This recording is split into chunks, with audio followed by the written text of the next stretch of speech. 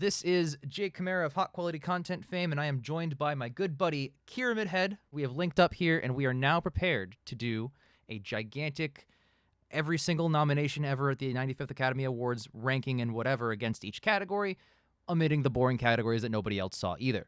So, how you doing, KiramidHead? Pretty good. This was the most random thing I've been invited to do, and it was actually kind of fun. Yeah, well, we just finished the Wolfman episode, and we were just talking, and I mentioned that I'm like, hey, I'm going to do an Oscar nominee ranking when I get around to it. And you're like, oh, yeah, I'm burning through that list, too. I was like, oh, bet, let's just do something together. So why not? Yeah, I was already kind of close. I'd already seen a bunch of it, and it was like, you're like, well, you want to watch everything else? And I'm like, oh, yeah, I'm actually kind of close to being done anyways this year. It's not like the same way. It's not like the last 2 years where it's like they pulled out the list and it's like, what the fuck are these movies? We have now finished our list crunch. We have watched everything except, I'm going to point out ahead of time what we have not seen. We haven't seen any of the short films because nobody really watches them. We haven't seen the documentary features because nobody really watches them. And we haven't seen international. There's a good reason why. All Quiet has like 7 nominations in general. Nothing else does, and nothing else is on the list. And it's just, so why would we watch any of the other ones? Yeah, and it's just fucking great. So it is great. It's a great movie. It's a great version of the story. But I think easily, like, All Quiet is just going to win the whole category because it's nominated for Best Picture, let alone other things, and nothing else is on the list at all. Oh, yeah. So we didn't even see a point in watching the other ones. So other than that, we've actually seen every single nominee, which is most of the list here. Except for me. There's one I wasn't able to see, but we'll get to that. What? Oh, no. You're going to save that as a surprise? Yes, I will save that. It's like a shit surprise no one's going to care about. But fair enough. Well, at least I'm punctual, even though we're both not punctual. Yes. But yeah. You so were like, oh, you could do this if you could match my crunch. And I thought I was lagging behind. And then you took like 4 days to watch one of them. Yeah. I was watching RR over and over again with a bunch of friends. It was great. But hey, I still made it. Now, I have all the lists open. I have my number 1 picks here, but you also proposed that we should actually rank each category. Well, I'm pretty excited. That's what I thought we were doing. Let's start at visual effects. We'll end with the best picture to make it big. Yeah, to do it best visual do it the way the Academy should do it during the ceremony. Not the random bullshit they've done when I've watched it, which is why I don't watch it. Why I don't usually watch the ceremony. Yeah, I don't blame you. Best visual effects, I'm just going to list them alphabetically. We have All Quiet on the Western Front, Avatar: The Way of Water, The Batman, Black Panther 2, Top Gun 2. Now, really funny, 1, 2, 3 of these are sequels, and 2 of them are remakes, which is really kind of funny. Oh, yeah. Best visual effects they literally look awesome. All 5 of these. Yeah, they're all good. I mean, great. I can't... my ranking is not going to be like, oh, this movie's like shit with effects. Well, since I'm reading off the categories, why don't you start with your rankings? My number 5 is... I gave it to Black Panther Wakanda Forever, and it's for the really petty reason of like half the shit in the movie is shit we saw in the first movie. Oh, yeah, I see your point there. And like if there had been more of a not Atlantis in the movie, because that stuff's all really cool, but if we saw like a little bit more of that, it might have bumped up a bit. Yeah, I don't blame you. That makes sense. And so what's your number 5? Oh, we're doing it one at a time. Yeah, let's do it one at a time. Right. Sure. My number 5 is All Quiet, and I love the VFX in All Quiet, but all 4 of these other movies have incredible, outstanding VFX. Yes. And All Quiet has like the craziest VFX they have are a couple bombs going off in the background, not too nuts. Yeah, that's fair, because my number 4 is All Quiet. It's good. Fair enough. It's real good, but it's mostly like guys on the set. My VFX number 4, I'll say Black Panther 2 because the other 3 that we're going to talk about, I really think have outstanding visual effects. And Black Panther has great visual effects, but not quite as great as the other 3. Very, very fair. Yeah, I mean, it's not bad at all. Like, I mean, in fact, it arguably has better visual effects than the first movie did. Yeah, I don't mind it being on this nomination at all. Yeah, because the first movie had like the third act Marvel problem where it's like everything goes down. Right. And no, I think they learned their lesson. They being mostly Ryan Coogler and Kevin Feige have learned their lesson saying, okay, we can't submit a third act for VFX work for like 2 weeks before the release happens. Like that would be insane again. So they took their time this time. Yeah. In fact, I'd say most of Phase 4 has been good with that. Like the one thing that really stands out is just that fucking... It's just one effect in Shang-Chi. It's that fucking cliff face where it's like, wow, that's a green screen. Yeah, the third act does kind of become the classic Marvel thing, but they keep enough fun sprinkled in to make it enjoyable. You know? Yeah, that's true. So number 3. Number 3. My number 3, and this is like these top 3 are all like fantastic. So this is like I agree. I agree. It's like a 3-horse race, but just based on the logic. I don't even remember what my logic was for just being number 3, but I put the Batman. No, I agree with you. See, here's the thing. Like, all 3 of these top picks have outstanding... Like, if you look at the behind the scenes of the Batman with that giant volume stage, it's like a bigger version of the Mandalorian's volume stage, but with, like, more practical elements. I think that's so interesting, the look of Gotham they got with that, you know? Oh, yeah, and the way they turned Glasgow into Gotham was just really cool. Exactly. It was so interesting, and I don't want the audience to think that, oh, it's only number 3. Like, no, that's high praise. The Batman had awesome VFX. Yeah, everything... It's just a fantastic looking movie in general, which is like, no nomination for cinematography. Come on. Yeah, I know. Oh, we're going to talk about that. Yeah. Too. Next. That's not next how I have it set up. Oh, really? All right. Well, I mean, do you want to go to your number 2 then? Yeah. You go, you do your number 3. Okay. Well, my number 3 is the Batman. That's why I brought that up. Oh, well, so we're tied. We're tied. So we're tied. My number 2 is, and I'll be honest, I think this is the one that's going to win. My number 2 is Avatar: The Way of Water. Wow. That's because I have a reason for my number 1, but we'll get to that. Sure. But Avatar is just, they did it it's because I rewatched the first movie like a week before it came out, and there's like the Pandora stuff in that original movie is still really good. But like almost any time there's like a visual effects on like the military base, it's like really obvious green screen. Like when he's talking to the colonel in the armored suit and he's in the wheelchair on the elevator, it's like, wow, you can tell they're like not in the same room. I get you. But and in this one, they upped it. The Pandora stuff looks even better. The whole all the new stuff they created is amazing. They essentially created an entire new world on top of the entire new world they created in Avatar 1. And the effects are even better because, nobody cares as much about making the ocean look cool as James Cameron does. He's basically Aqua Hitler from Spy Who Loved Me in real life. Pretty much. And and all the human stuff looked great too. So I don't really have anything to complain about visual wise. No, I'm totally with you. My number 2 is Top Gun Maverick. I'll save the Avatar talk when we get to our number 1s, but like Top Gun Maverick, I gotta say, holy crap. What they were able to pull off with, I think it broke the Guinness World Record of most footage shot for one movie. I think it's 800 hours. Like, first of all, it should win editing alone simply because of the quantity you have to edit down.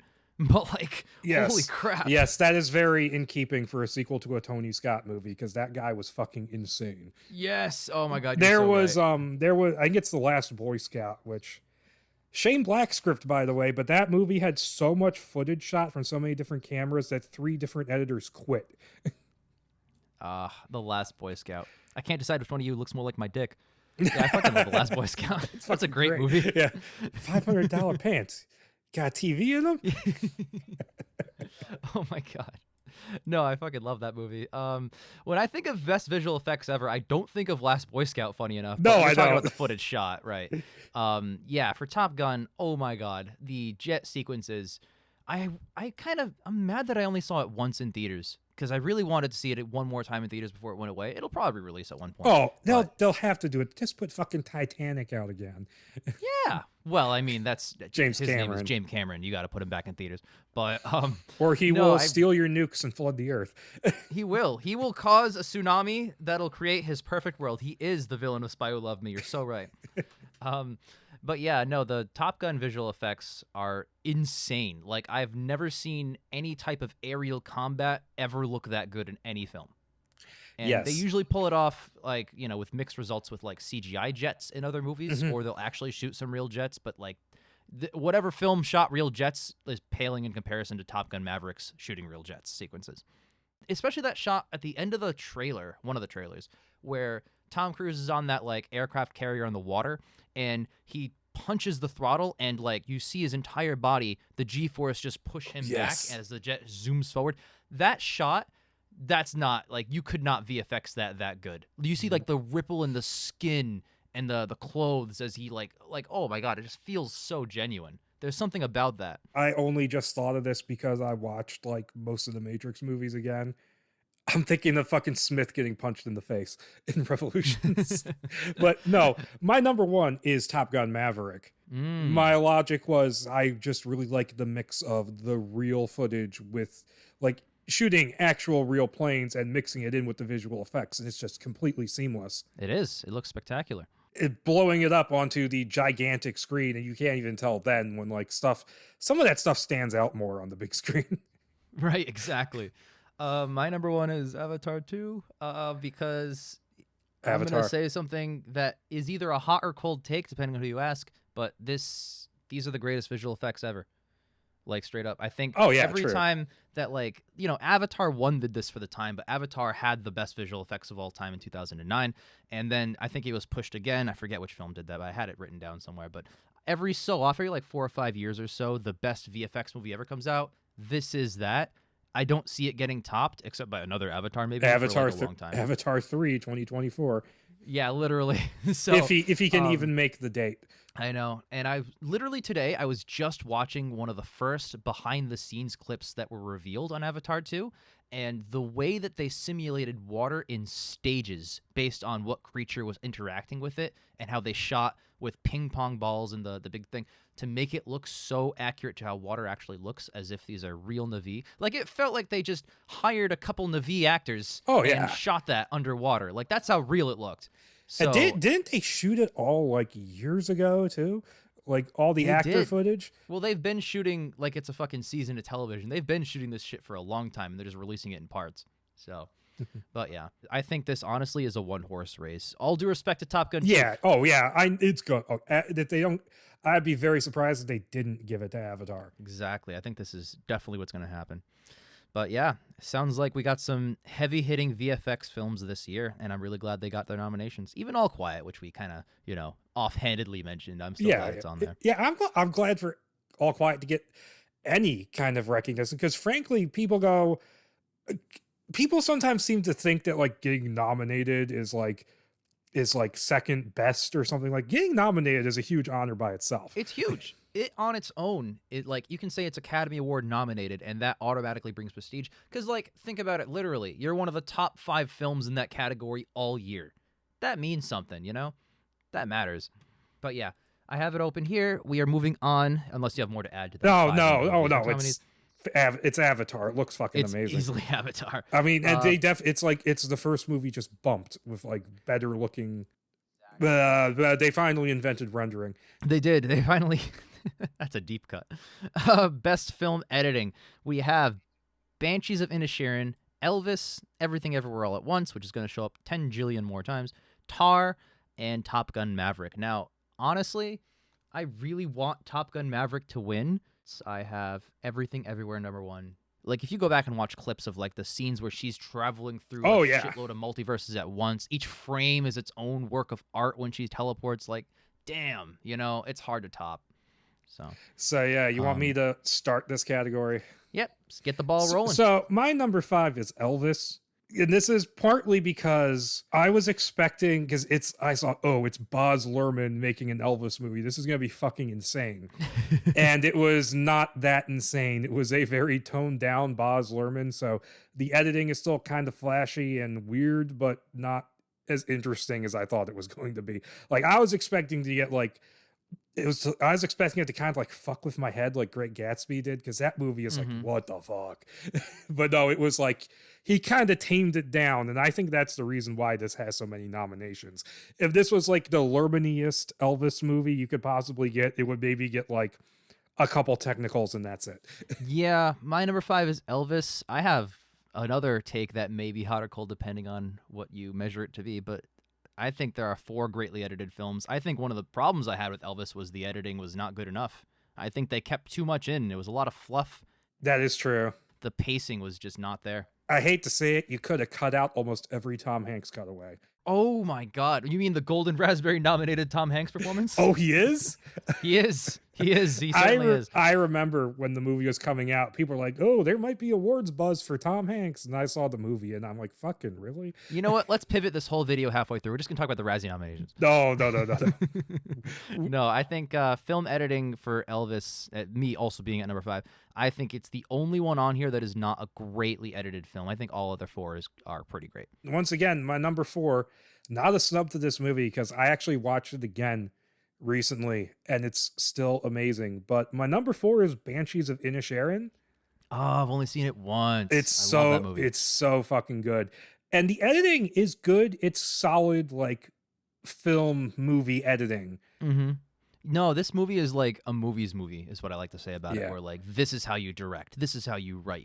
This is like a gold standard almost in a lot of cases. And I think the editing is a lot of reasons why the scenes work as well as they do. Like when they choose to cut away and cut to the next part, I think is actually really impactful with like the music combination in there. I think it's really well done. Oh yeah, I'm not complaining about it. It's good editing, but it's one of those things where I'm not super educated in editing, so I tend to notice bad editing before I really notice the good editing. Oh, hey, me who just complimented the shit out of this movie. Number 4, Banshees of Inisherin. Oh, yeah. Yeah. Like I said, there are 4 excellently edited movies. It's really hard to pick sometimes. I think Banshees is the worst of the best in terms of that, but it's still a high praise. I mean, it's Banshees. I mean, I can't say anything really bad about the movie. I know, it's too good. I love that movie. It's so good. It's like we're rowing. Exactly. I don't feel like we're rowing. What's your number 3? I think I know the answer. Okay, my number 3 it's Tar. It's my number extremely. This is another like a movie thing because the craftsmanship on display in this thing is incredible, and I actually did give it a number 1 later up on the list, but it is extremely well edited, and I mean it's a good example of, and like the long take in the classroom is a great example of why the editing is good. Absolutely. No, I almost want to copy paste everything I just said about Banshees. It's a movie's movie. The editing is why the almost comedic scenes in that serious movie work so well. Like the cutaways, I think it's really effectively done. This is like, if you want to learn to edit, watch Banshees or Tar, goddammit. Oh yeah, like the hard cut from where it's like almost a horror movie and she's running from that dog to her fucking face planting like an idiot. Yes. Oh my God. And then it cuts to her just like making an offhanded joke to her class about it. And laugh. She basically Jussie Smollett's herself. Is like, oh, I was assaulted. I was assaulted. Yeah. You should see the other guy. Ha ha ha. You know, like it's really funny. Like it's a genuinely good movie. Yeah. But yeah, I'll have to talk about that because like there's things about Tar I find really interesting, but that's for later. Yeah, there's a deep dive we could do. That was also your number 3. That was also. Yeah, I think we have the same fucking list. I think our 1 and 2 are different. Are they? Because I'm gonna skip ahead a little bit. I would say my number 2 is Top Gun Maverick. Oh, that's my number 2. Oh, baby, let's go. I thought we had a different number 2 because you were like, I really want Top Gun to win. I do. But I also want Everything Everywhere to win. You can Top Gun. What I would describe this is like perfect action movie editing. Yes. Which for so long, from like 2000 something on up, it was like action movie editing went to shit for many years. Like I think everybody at this point has seen that clip from Taken 3 where it's like 12 cuts to climb a fence. Climb the fucking fence, bro. I know exactly what you're talking about. It's like emblematic of a larger issue, but yeah, you're absolutely right. But no, it's just perfect action editing, and like an aerial battle like that could be so confusing if it isn't edited right. Like you could like which fucking plane is this? Who's where? Who's here? And it helps that they have a simple enough structure of basically doing the third act of Star Wars. Pretty much. I only noted those similarities after I watched it, and I think a lot of that is because the movie really does just transport you while you're in it. You know what I mean? I noticed it while I was watching, but I didn't give a shit. I'm like, oh, this is still cool. As long as it's well executed, who cares? Yeah. They did everything right in production, but if they hired a less than great editor, that whole movie might fall apart in post. And the fact that they got such strong editing skills to make that movie what it is, I think is like totally worth the nomination. Oh yeah, for sure. The editing, it's a worthy. Like honestly, all the technicals for this movie, are worthy. And it's an editor I've not heard of before, so at least not offhand. I don't really follow editor names, I'll be honest. except for Alfonso Cuarón because he edits his own movies for some reason. There's a couple editors I know. Like, I know Stuart Baird because he actually went on to direct a few movies. Like, he did like most of the Richard Donner movies, editing and stuff like that. Mm-hmm. And he almost single-handedly killed the Star Trek film series. Oh Jesus! With Nemesis, he directed I haven't Nemesis. gotten those. No, I have. I have never watched the older ones. I've seen the J.J. Abrams ones. I would say like the original series-based movies are very much worth watching. The Next Generation movies are a very mixed bag. We have vague tangential plans to get to a Thon, but that's probably years away. We have a lot of shit in the way. You have to fucking book a year because they're Paramount. Oh, you're so right. God damn it. Those bastards. But yeah. All right. Well, it's time to get on to the number one of best film editing, which is, of course, Elvis. Everything. Elvis everywhere all at once. Literally. No, this is the movie of the year. It's got the most nominations, and editing is certainly deserved of all of them. Oh, yeah, because the reason I put it at number one is because there is so much shit going on in this movie at like any given time. If you fucked up the editing, the movie would be just like a complete mess. Because you'd be like, why the fuck is she flipping a sign? What the fuck? Why are we cutting away the hot dogs? What the hell? Right. No, it's the Top Gun thing where like you can do everything right in production and pre, but if you fuck up in post, the whole movie could just be the worst film of the year. But the fact that they pulled it off so well is really what stands out. So editing is absolutely on display here. I mean, they took a complex thing and made it extremely simple to understand just with editing. Straight up. It's also not an easy thing to do. Since we're on Everything Everywhere for the first time, shouldn't this really have gotten a visual effects nomination? I see what you mean, but I wouldn't bump out things like, okay, well, maybe All Quiet. But like, the other four, I think, have better VFX and everything. And I love everything's VFX, but I think this year is stacked for visual effects. Yeah, okay, mostly. True. But I mean, considering what they were able to do on, what, 25 million? Yeah, I know. That's wow. pretty spectacular. It's great shit, honestly. But yeah, that's that for film editing. Anything else to add? No. Really solid group except for Elvis, which is fine. Elvis is indeed fine. Best costume design, we have Babylon, Black Panther 2, Elvis Everywhere All at Once, Miss Harris Goes to Elvis. Sorry, it'll be on screen. It'll be on screen. It'll be on screen. Yeah, your fake title will be on screen. Yeah, literally. No, I just copy and paste it. But yeah, so of these, I'll just say it. I've seen all 5 of these. Obviously, you have too.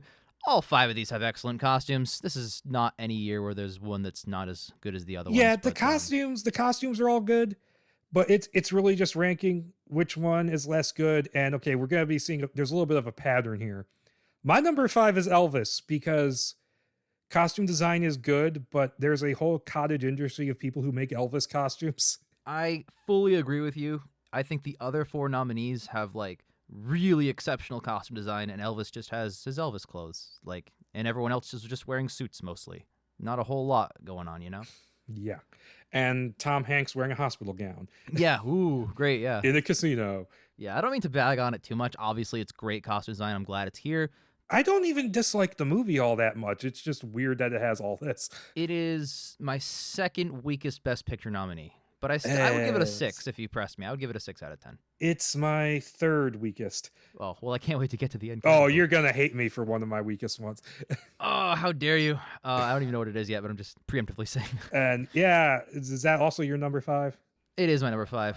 My number 4 costume design would probably be Babylon for similar reasons to Elvis. Mine is great costumes, but like mine is higher. I don't know why. I mean, it felt like I'll talk about when I get to mine. You can talk about it. Sure. Well, I just wanted to say that like Babylon, similar reason to Elvis, these costumes kind of exist. They're just dresses and suit pants mostly. Yeah. Like everyone else, these costumes, you look at like Black Panther, Wakanda Forever, those costumes like are visually spectacular. Your eye always has something to do when you're looking at them. You're like following Talocan's armor. Mrs. Harris Goes to Paris is about costumes. That's like higher on the list. But Babylon, I mean, I'm looking at the poster right now. Yeah, it's reminiscent of the scenes where, like, you know, Margot Robbie's in that red dress, everyone around her having a great time. I'm glad it got the nomination, but I wouldn't put it as number 1 or number 2 on the list. No, I just actually reconsidered my list and like reordered it slightly. But my number 4, I mean, the costume design is actually pretty solid in Babylon, but that's the thing. Like half this list is like period pieces. Yeah, pretty much. It really just depends on how you feel about the period piece in question. My number 4. is Mrs. Harris Goes to Paris. Oh, Now, wow. Okay. I tried to like balance these sometimes with like how I felt about them, try to like leave aside how I felt about the movie as a whole for the technical aspect.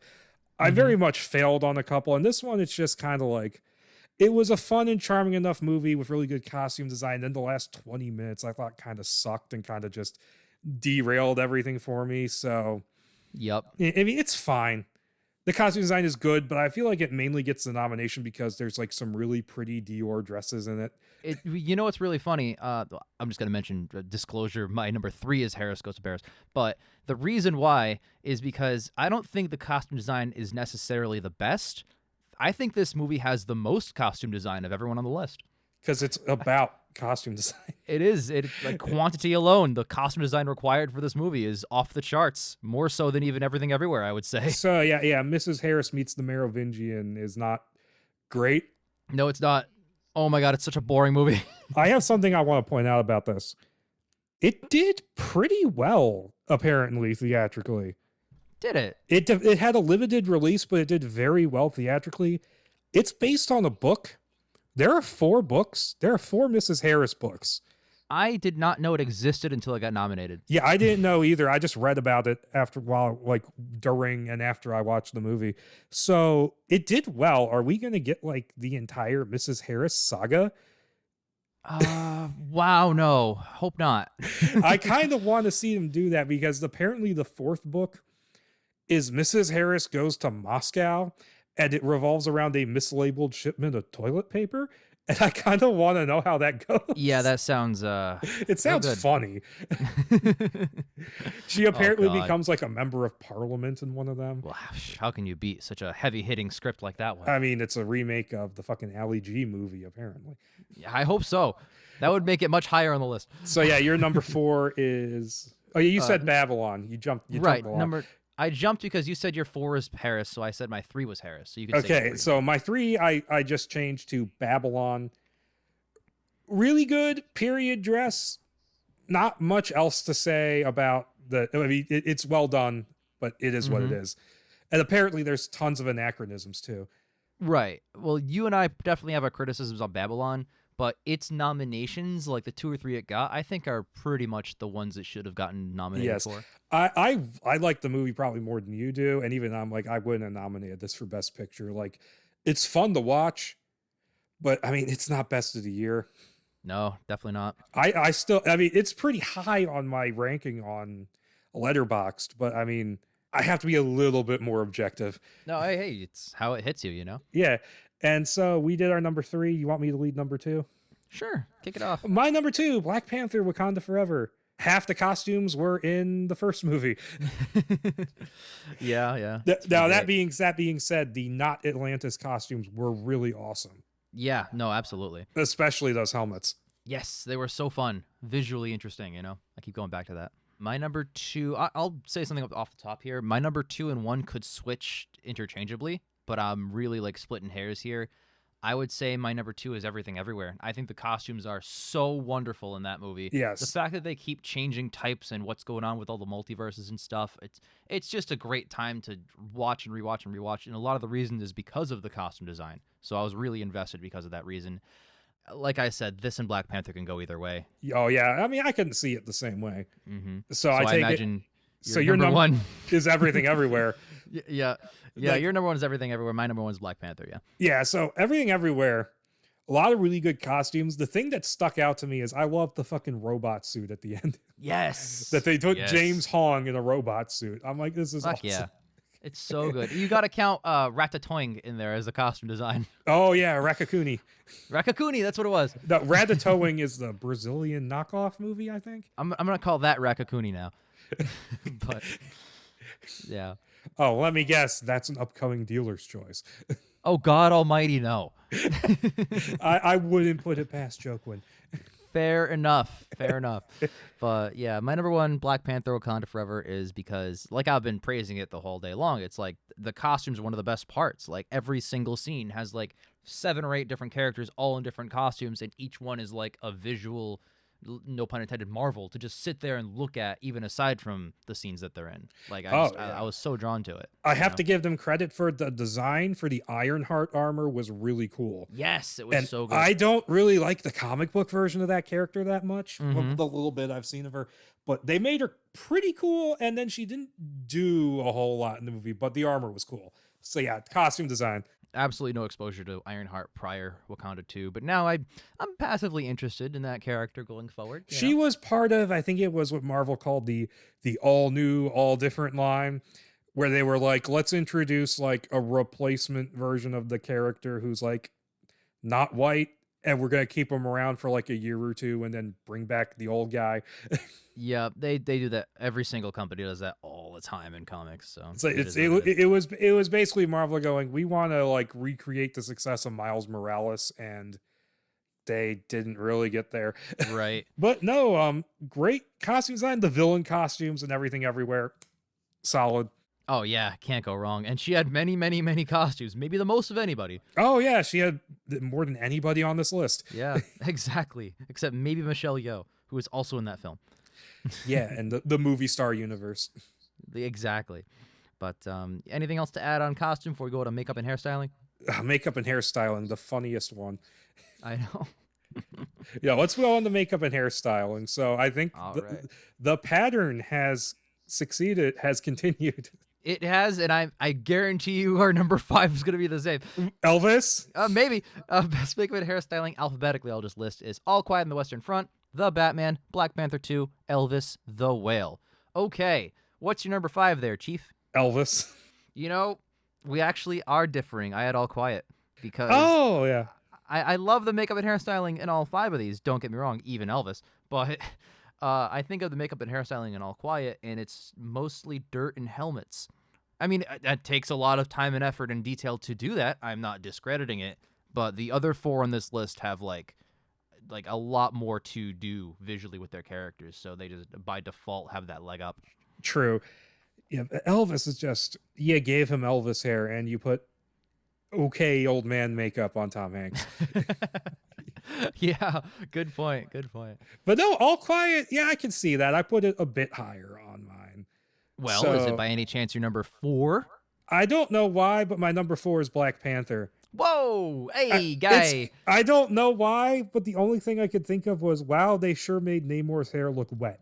You're damn right, and that's why it's super high on the list. I don't know where, actually. But no, I mean, I don't know why I did it in this order. I was just kind of going like, what comes to mind first about a movie? I haven't been able to take this category seriously since 2016. So... Oh, yeah, with the Suicide Squad year. I know what you're talking about. Yeah, what's your number 4? Number 4 is 2016 Suicide Squad. No, my number 4 is actually Elvis, funny enough. I think it's also like, yeah, you did the Elvis hair. It looks good. But, yeah, I mean, there's some high-quality makeup being used for that movie. Don't get me wrong. Yeah. But it's nowhere near the top 3 of the list. It's still better than All Quiet's makeup and hairstyling, though. Yeah, and so my number 3 was All Quiet. Okay. I just feel like the makeup kind of put you... It's one of the things this movie does. It really makes you feel like you're there through the whole movie. It does. Like, it puts you in that experience, and all the dirt and the grime helps. Yes, absolutely. It sells the whole thing. I mean, that's what All Quiet is. I had to read the book in school, so I know. Yeah, I get it completely. No, the point of All Quiet is to immerse you in that world so they can show you how horrible it is. And there's really no way to do that unless you have convincing makeup and hairstyling. So, I'm not trying to take too much away from it, So, yeah. That was your number 3, you said? Yes. My number 3 would be The Batman. Excellent makeup and hairstyling. Funny, that's my number 2. Oh, that's awesome. We can talk about it together then. They turned Colin Farrell into the Penguin. Yeah, no, it's spectacular stuff. It's incredible. He literally looks as good as Brendan Fraser did in The Whale in terms of fake fat suits. Yes. Like, it's flawless. Yes, it's all really good, and I gave it my number 2. But I kind of want this one to win, so I can say, yes, The Batman is just as good as Suicide Squad 2016. Yeah, equal footing, even though it has more nominations. Oh, yeah. It's supposed to Suicide Squad's 1. Literal 1. It swept, don't you know? And The Batman needs to win something because the Joker is in there for a second, and since 1989, Every live action movie with the Joker has won an Oscar. Wow, you have an excellent point. That's very funny how that works. Well, this should count. Get one of these stupid fucking nominations. Come on, guy.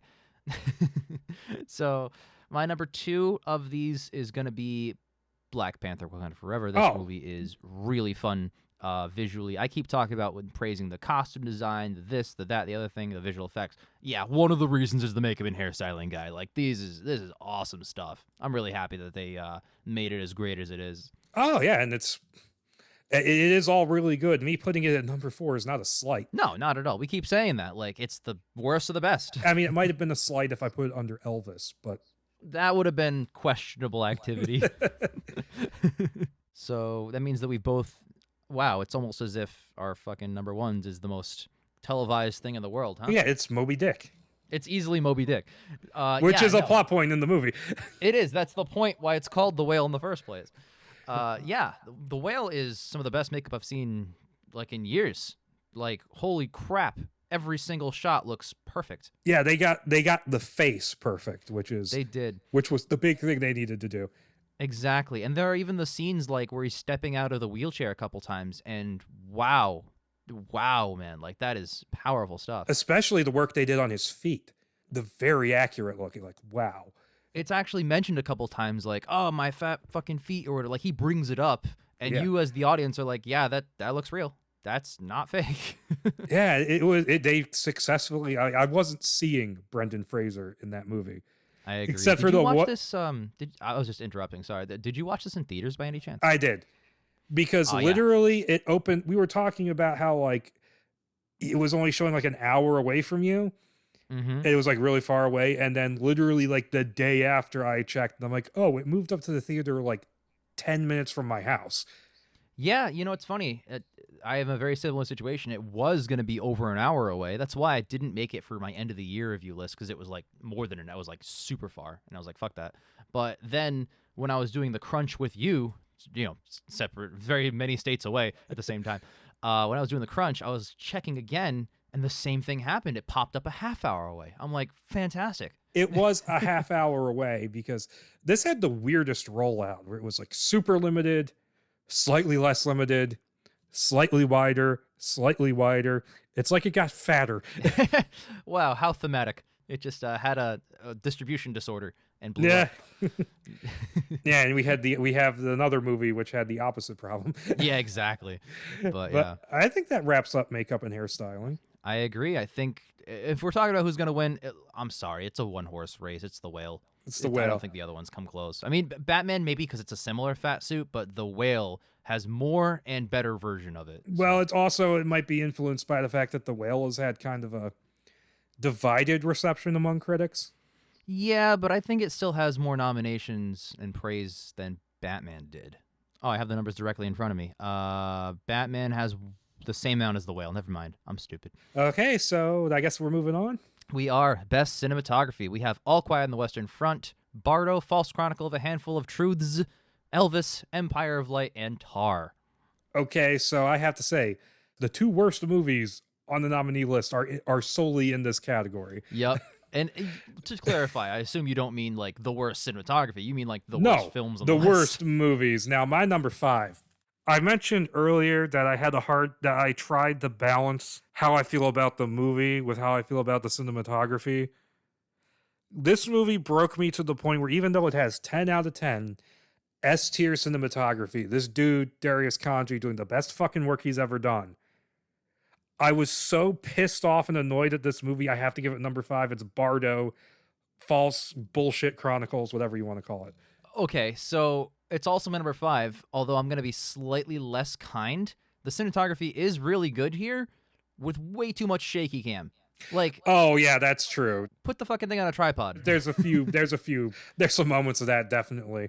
Like, if you pressed me, I would say it has good cinematography, but does it deserve to be on the top 5 of the year list? I don't know about all that. Over The Batman or fucking Top Gun? I'm sorry to bring it up right now, but oh my God. That is weird.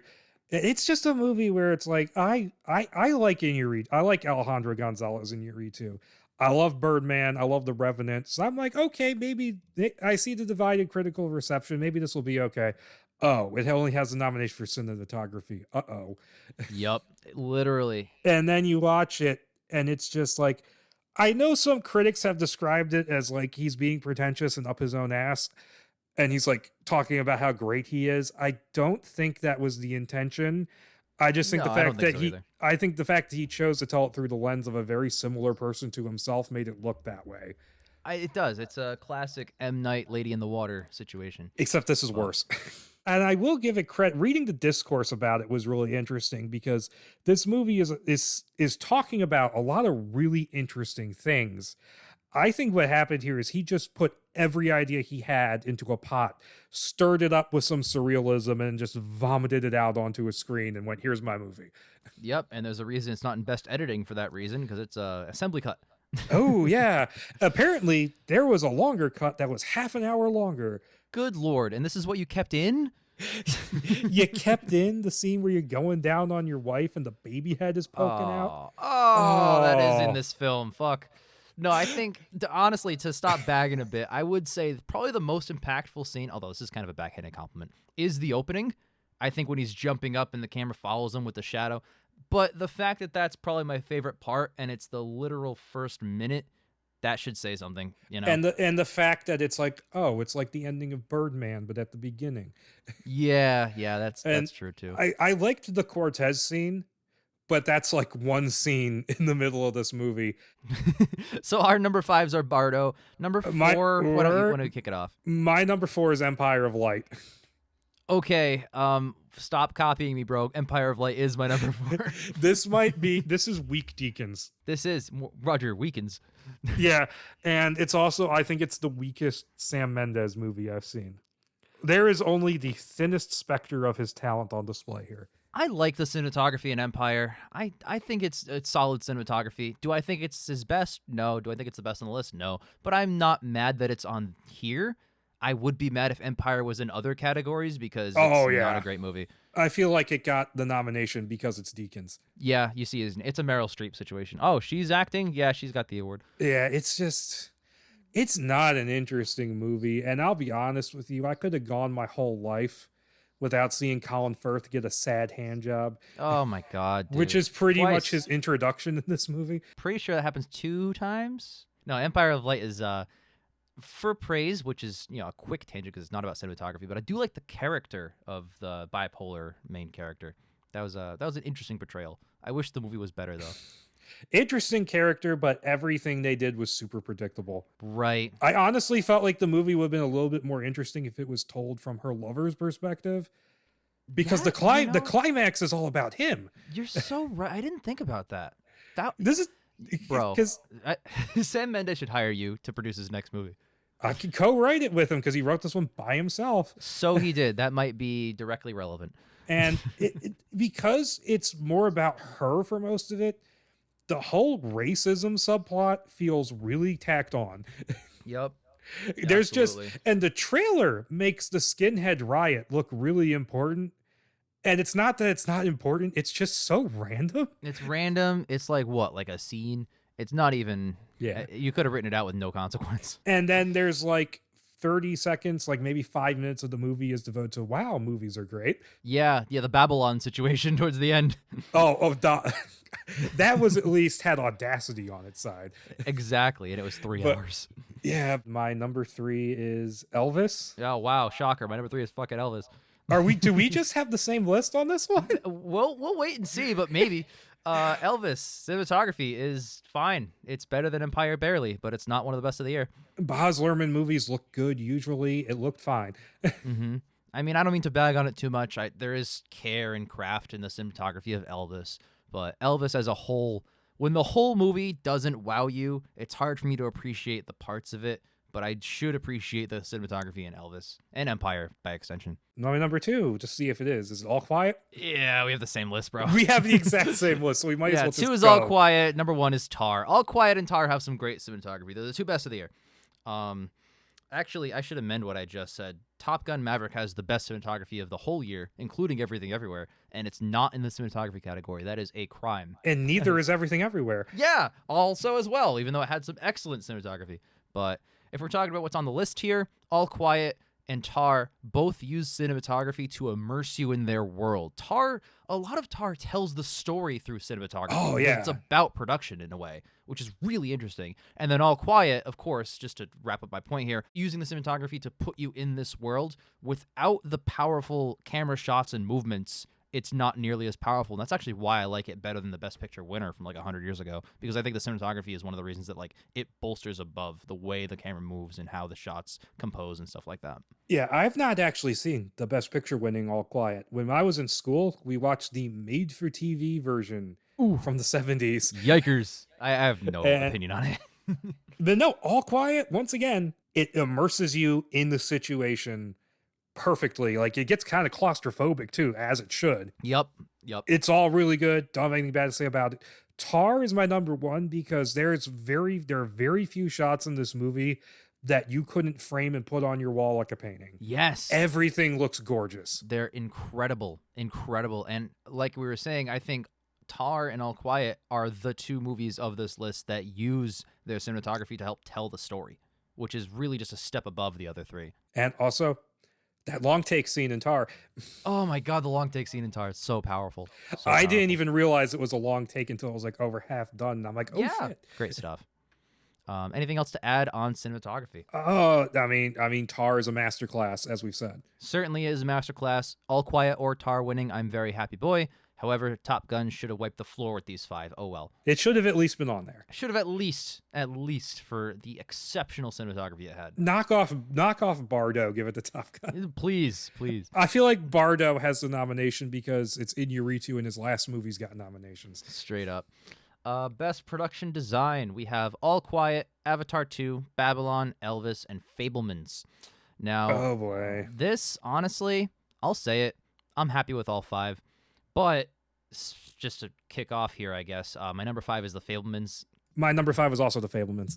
Good production design, absolutely, but the other 4 blow it out of the water. Even Elvis. It's good. It's a fine little period piece movie. It looks authentic enough. Of course, it all looks great. It's a Spielberg movie. He gets the best of everything. Yep, he knows what he's doing. Oh, man, I'll just say it. It's a one-horse race. But the other 4, I'll list in some order. Fabelman's number 5. I would say number 4 is Elvis. Yes, mine too. Yeah. Elvis is more mid in all the categories. I don't think it's led any of them, in our opinions. No, it hasn't. I'm looking at it. It hasn't. It hasn't. It's solid. I love the production design in Elvis. I think it's certainly doing the job well. But I don't think it's going above and beyond here. Elvis, it exists. It's good production design. Like I said, Baz Luhrmann always makes his stuff look great. It's kind of, my number 3 is Babylon. I'm torn between Babylon and All Quiet. I will say Babylon because I think the production design in All Quiet does more, again, for the story, like the cinematography. But like Babylon number 3, excellent production design, excellent environments and settings and props and all that design. I think about the scene where Margot Robbie is shooting that take 1,000 times and everyone's like dying of heat stroke and all this stuff. That production design in that scene is wonderful. You know what I mean? If anyone interrupts one more fucking time, then the guy dies.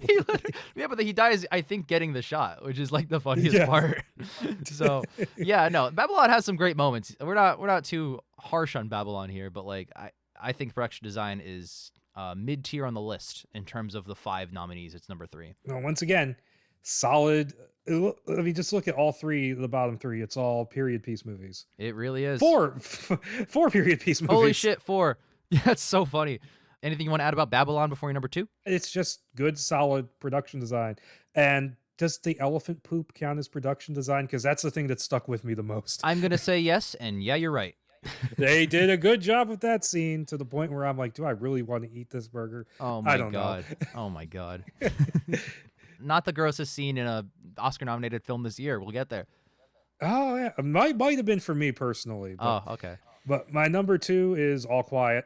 Yep, on the Western Front. Same. I'm going to compliment All Quiet by saying Avatar's going to win hands down.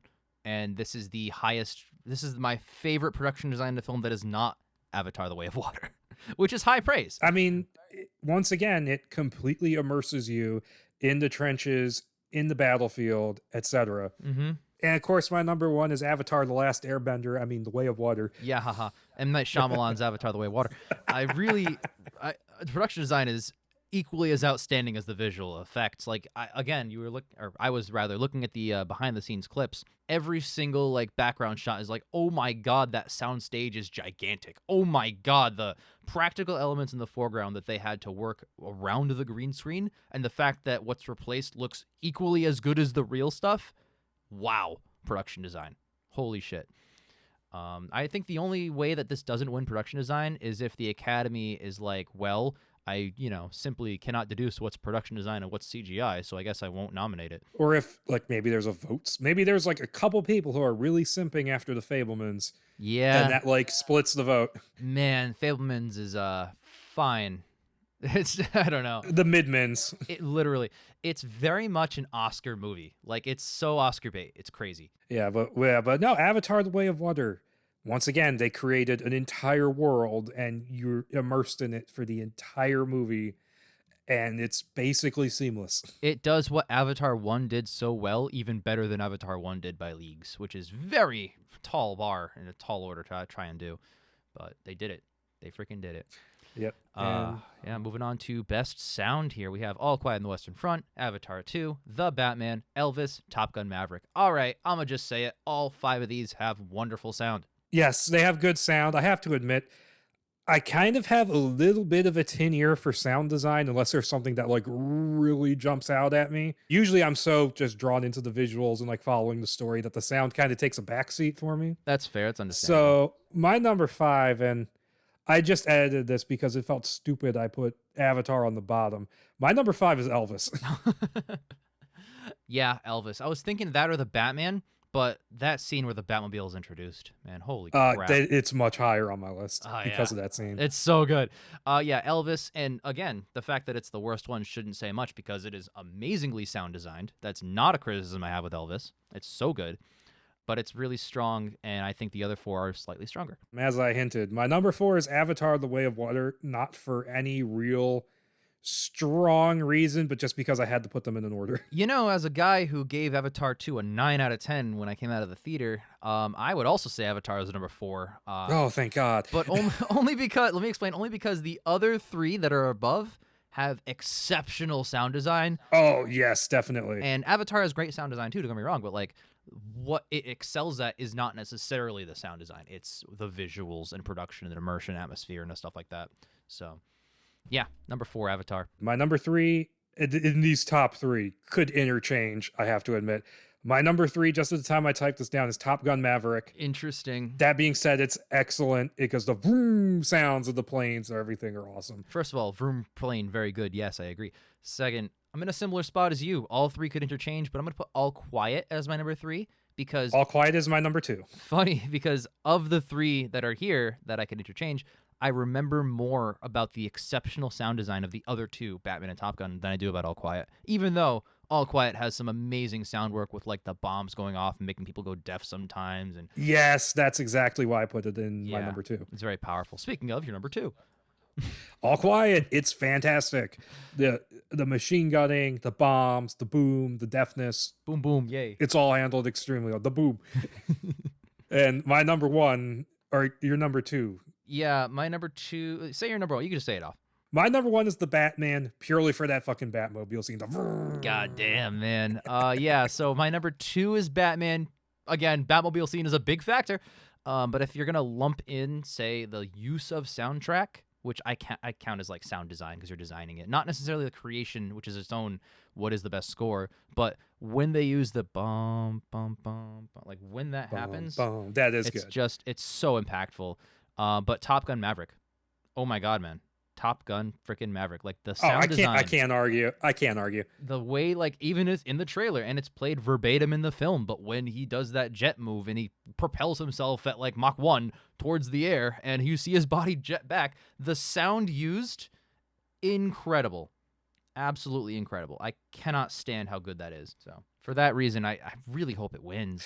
Yep. And yeah, I can't argue. If Top Gun won, I wouldn't be mad at all. So anything else to add besides just high praise for sound design? Oh, yeah, high praise for almost everything on there. Pretty much. Let's go on to Best Original Song on a similar topic. We have Applause from Tell It Like a Woman, Hold My Hand from Top Gun Maverick, Lift Me Up from Black Panther 2, Natu Natu from RRR. This Is a Life from Everything Everywhere All at Once. Now, Top Gun Maverick Forever. Yeah, I've seen everything except Tell It Like a Woman, but I actually sat down and watched the music videos, which are just mostly clips from the movies themselves anyway, for all 5 of these songs. I've seen all but 2 movies. I didn't even know what Tell It Like a Woman was. Same. Until I saw this nomination. And I'm vaguely aware of R, bro. And I did sit down and listen to all the songs. I feel like this is a one-horse race. First of all, I'm the biggest evangelist for RRR.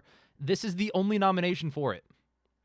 I kind of wish it got more. Kind of crazy. Kind of crazy. But my number 5, I listened to these, and a lot of these are kind of samey to me. Yes, you're Applause so right. is my number 5. Oh my God, Applause is my number 5, man. Why is it on here? It's just eh. It's just eh. It's low-key woman pop song, which is most of these. So lackluster. And it's funny because I watched them in order of alphabet, and it's the first one, and it's like, wow, what a stinker to start. Yeah, it just is. What even is Tell It Like a Woman? Is it like a biopic? No, I think it's an anthology. I don't know. I very briefly looked into it. I didn't actually watch it. I didn't want to. All right, so my number 4 and 3 can kind of interchange for me, but once again, it's the low-key woman singing pop song, which is, I mean, it's kind of what Bond themes have become. Oh, you mean Hold My Up and Lift Me Hand from Top Gun Wakanda Forever and Black Panther Maverick? Yeah, my number 4 is Lift Me Up. It's a good song. I knocked it down for the auto-tune. Mm-hmm. My 4 and 3, I don't even want to clarify which and which, but Hold Me Hand and Lift My Up. Good. These 2 movies. My number 3 is Hold My Hand. Yeah, if you put these 2 songs on back to back, you're like, why did I loop the same song? Like, but my thing with Hold My Hand is that it begins with a couple notes from Take My Breath Away, which is setting way too high of an expectation. Absolutely. And it's like, have you seen Top Gun? You're competing with fucking Take My Breath Away, fucking Danger Zone. Which is funny because the rest of Maverick kicks the shit out of Top Gun 1. But that element alone, I don't think is going to be anywhere near. And I'm like, Lady Gaga, like, what you used to make like upbeat, interesting music. I will say these 2 songs, because I'm talking about them together. I refuse to talk about them individually. These 2 songs are incredibly Oscar bait songs. They're like exactly what the Academy loves nominating and winning. So they probably both have a good shot. Yeah. And like, they're fine. Yeah, they might win. My number 2 is This Is a Life. Yep. Oh, that means that your number 1 is the correct answer. Yeah. Yes. This Is a Life. Yeah, we got to talk about it briefly before I get to the very fun thing. It's good. It fits the movie perfectly. It describes the themes well. It does. It's good. But yeah, we agree. Do you have anything else to say about it? I was just the fact that I was surprised that it was even on the list, because I wouldn't think the Academy would realize that, like, hey, this actually is a great original song. It just feels like part of the soundtrack, Honestly, I should say I'm surprised Everything Everywhere got anything at all, because I would have pegged it as way too fucking weird for the Academy. Everyone keeps saying that, and I was also a guy who said that, because like I'm shocked that like we're like, okay, the Academy is kind of with it and embracing strange art house films, because The Lighthouse got 1 fucking nomination and didn't even win it. Should have gotten every category that year. That's because A24 has sucked at campaigning for the longest time, because they won Best Picture with Moonlight, and then they lost their person who coordinates the campaigns, and they went to Netflix, and they've just been in the shitter until this year in terms of nominations. So strange, because they have had some absolute heaters over the past 5 years or so. They should have campaigned a little bit harder. Yeah, where was fucking production design for The Green Knight? Gee, I don't know. Where was The Lighthouse? No, This Is a Life is sure a great song. All right, let's get to the meat and potatoes here. Number 1 is Natu Natu from RRR. And I have to say, I've not seen the movie. I couldn't understand a word of what they were saying in the song, but it was so much fun. It stands out from everything else, because everything else is relatively downbeat, and then you have the bottom 3, which are all kind of the same song. That's strange that you enjoyed it so much just audibly, because what I would imagine is most fun about the song is the use of it in the movie when they have that extended party sequence, which is like so visually interesting and exciting.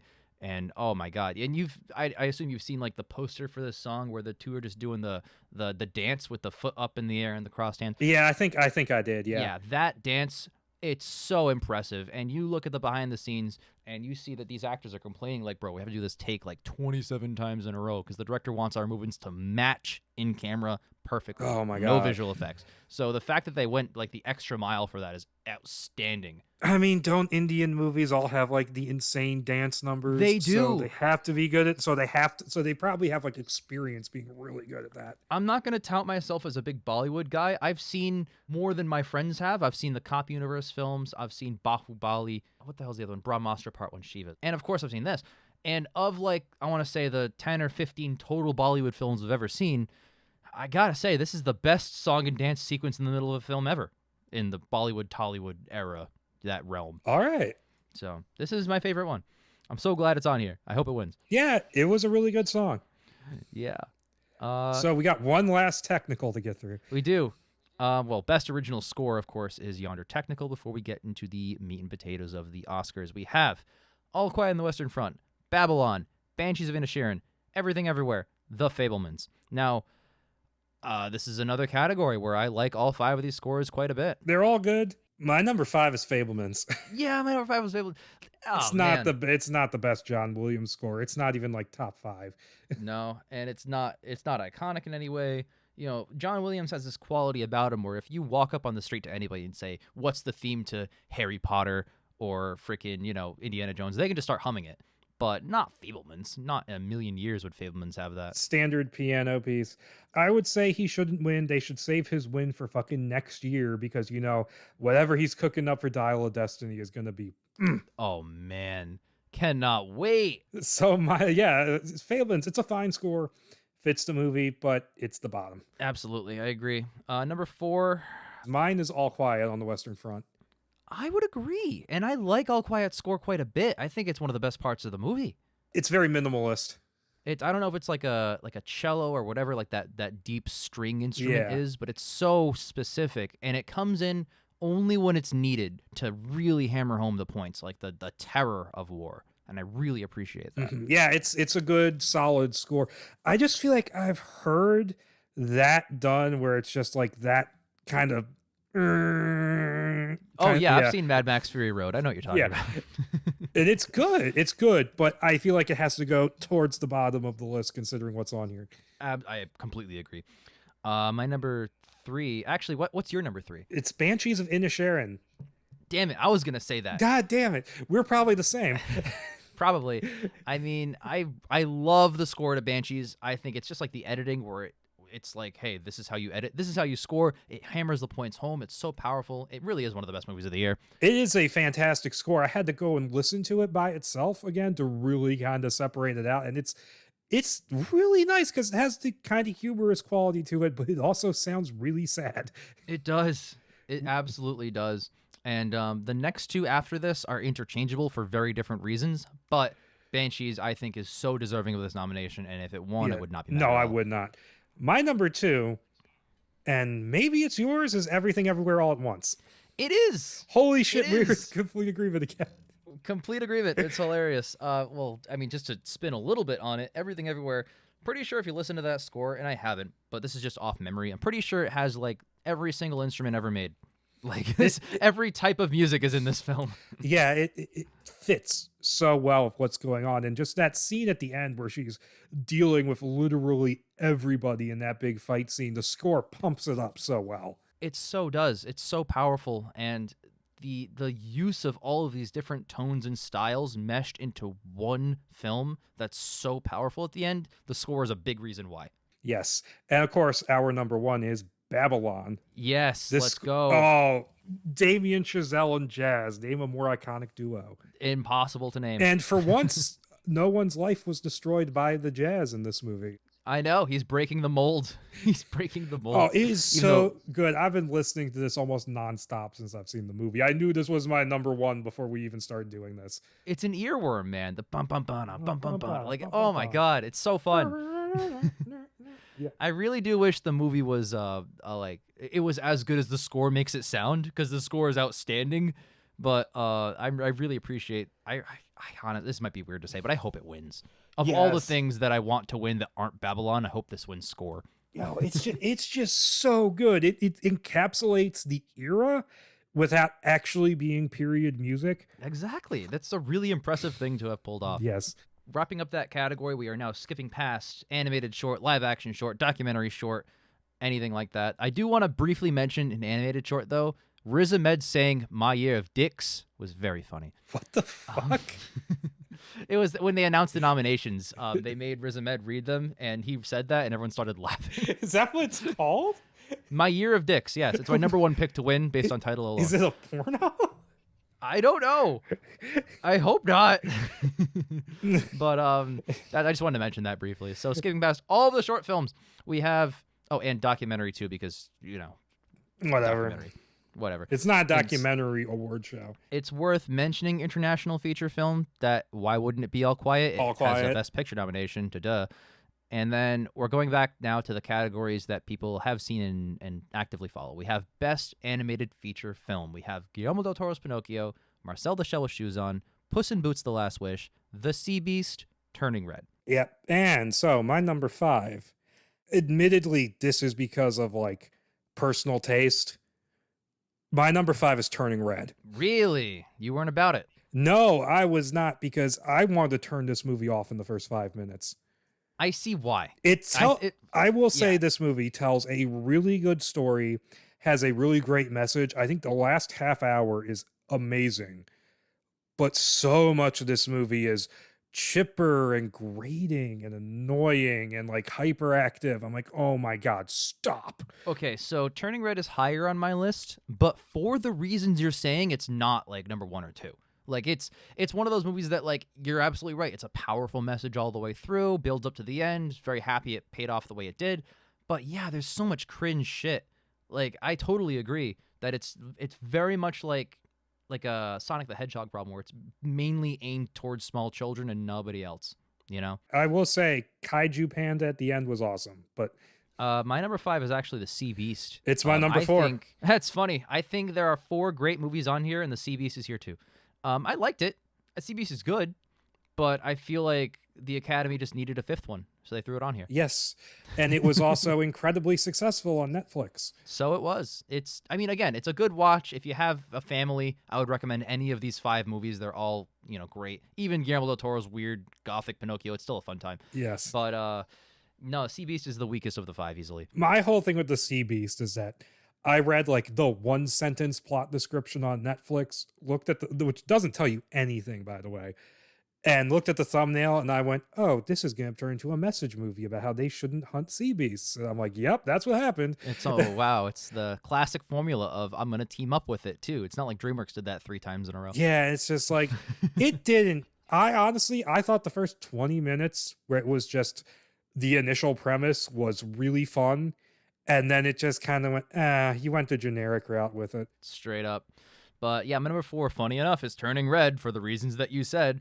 It didn't bother me enough to put it under Sea Beast, but it still bothered me at all, so it's still lower. Yeah. Do you have anything else? We talked about it. No, yeah. I think you'll agree that the point and the message and the third act are just awesome. Awesome Pixar stuff. Is it Pixar or is it just Disney? It's Pixar. Okay, yeah. Which to me, it's like, wow, Pixar didn't have a great year, did they? I mean, it probably would have done a lot better if they didn't shove it off to the streaming service, but yeah. Oh well.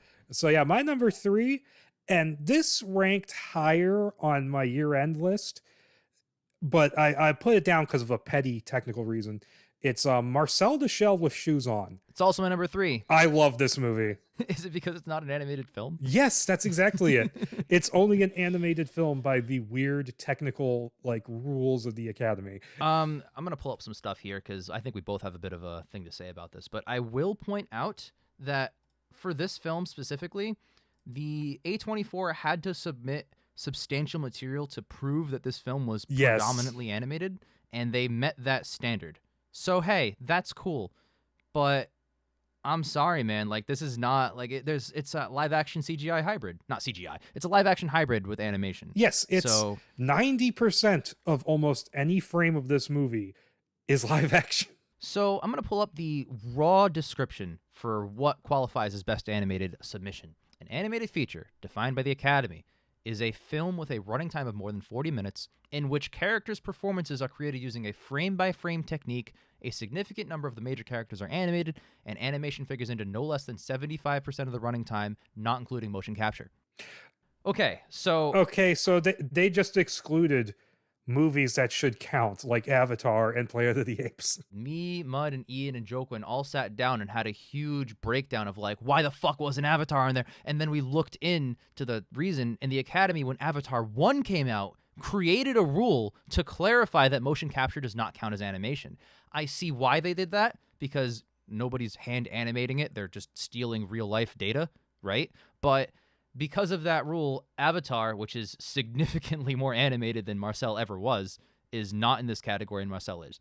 So there's a lot of layers to this. I've never liked the best animated category. I always felt like it was like, oh, well, we don't know what to do with nominating animated films. Let's just make a separate category for them instead of honoring them with the real awards. I've always felt that way, you know? Well, I noticed something recently, actually, because I only ever looked at like the full list of nominees ever. Giving it a full 5 nominees is like a relatively recent trend. Yeah, it's the past 10 years, I'd say, or yeah, less. because like the first year they had 3 it's like 2010s was when they started it. There was like a couple early on where they did it, because I guess there was enough, but like the first year it was like Monsters Inc., Shrek, and Jimmy Neutron. So weak year. Mm-hmm. Yeah, exactly. I never liked the exact rules, you know, the ones I listed off, where it's like a narrative animated film must have a significant number of characters animated. What does that mean? If there's 5 characters and 2 are animated, is that a significant number? Or is it like proportional? Or does it have to be like at least 4? Well, what if there are only 3? Like, I think that's too vague. I think they need to clarify their rules a bit more. You know what I mean? Otherwise, you could put anything anywhere all at once, one could say. Yes, but not to take anything away from Marcel the Shell with Shoes on. No. I love this movie. We've barely talked about it. It's such a great movie. I would say it's like the best movie based on a YouTube video, but considering the other shit out there, that's not saying much. Not saying much at all.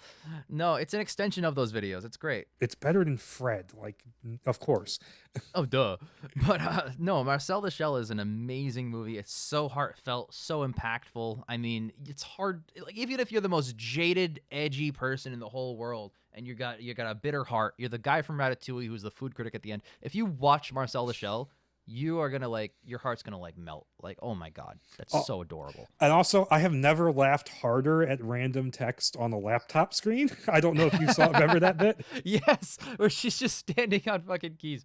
Oh my god, it's so funny. And it's also really interesting if you look into like the background of the movie about how they did the shorts like 10 years ago when they were a married couple, and then they divorced and they were finally able to reconcile and do the movie. That's such a great like behind the scenes story that influences the story of the movie. It does. It's really cute. Like, I actually didn't know that, but now that you add that, you're so right. That's relevant. Yeah, it's a great movie. I'm glad it got nominated. It's just weird it's nominated here. I agree. Number 2. My number 2, and I honestly was considering putting this in number 1. It's kind of a 2-horse race. I was about to say the exact same thing. But my number 2, as of right now, I could change my mind, is Guillermo del Toro's Pinocchio. Ooh, I have it the other way. I have Last Wish. So my number 1 is Puss in Boots: The Last Wish. And mine is, of course, Pinocchio. So we can talk about them together. So Pinocchio, sure. The main thing that kind of brought it down a little for me is I think the majority of the songs are just meh. I agree, but that's a common animated kids movie problem. True. Like, much less songs would improve them. That's kind of my whole thing. But like, in terms of what the movies are doing, Puss in Boots and Guillermo del Toro's Pinocchio are so wonderful. And if either of them came out this year, they'd be the shoo-in to win. It's unfortunate that they're competing because they're so great, and the other one's going to kind of be snubbed the other way, you know, because they're just the two standouts. Honestly, I'm one of the biggest defenders of the first Puss in Boots movie. I love that 2011 movie. I remember it being good, but Puss in Boots, the new one's better. The new one's even better, and I love that first movie. This is like a wonderful extension of that movie, even though it's a standalone thing. I really appreciate what it does. The character arc of Puss with conquering fear is huge. I really impactful for me. And of course, talking about them together, Pinocchio, a wildly different type of movie. Wow, what a powerful, almost gothic horror yet still maintaining the fun levity of a animated like family type film. It's on the darker side, but it's still accessible, and I really appreciate what it does. And you know me with my stop motion behind the scenes clips, but like, oh my God, the amount of time and effort it takes to do stop motion that well, I didn't even think could be done. Like Kubo kind of touches these heights. Guillermo del Toro just dances circles around it with Pinocchio. Well, what Kubo did is they did the stop motion and then they painted over the gaps with some CG. This just did pure stop motion, and it all looks incredible. The character design, oh my God, this might be my favorite design for Pinocchio. Kinda, yeah. It's the most interesting and unique. Yeah, and just I will have to say the best song in the movie is the one when he fucking makes fun of Mussolini and then gets shot. Yeah, that's a good that one. was great. That's a really good one. The whole fascism commentary was so fun. I know the backdrop, the commentary that they're making is so interesting because you wouldn't expect that for goddamn Pinocchio. But hey, here we did it. And it's like they took out like the thing that everybody remembers from like the Disney version, which is them getting turned into donkeys, and they replaced with, oh, this is real life shit, and it's kind of scarier.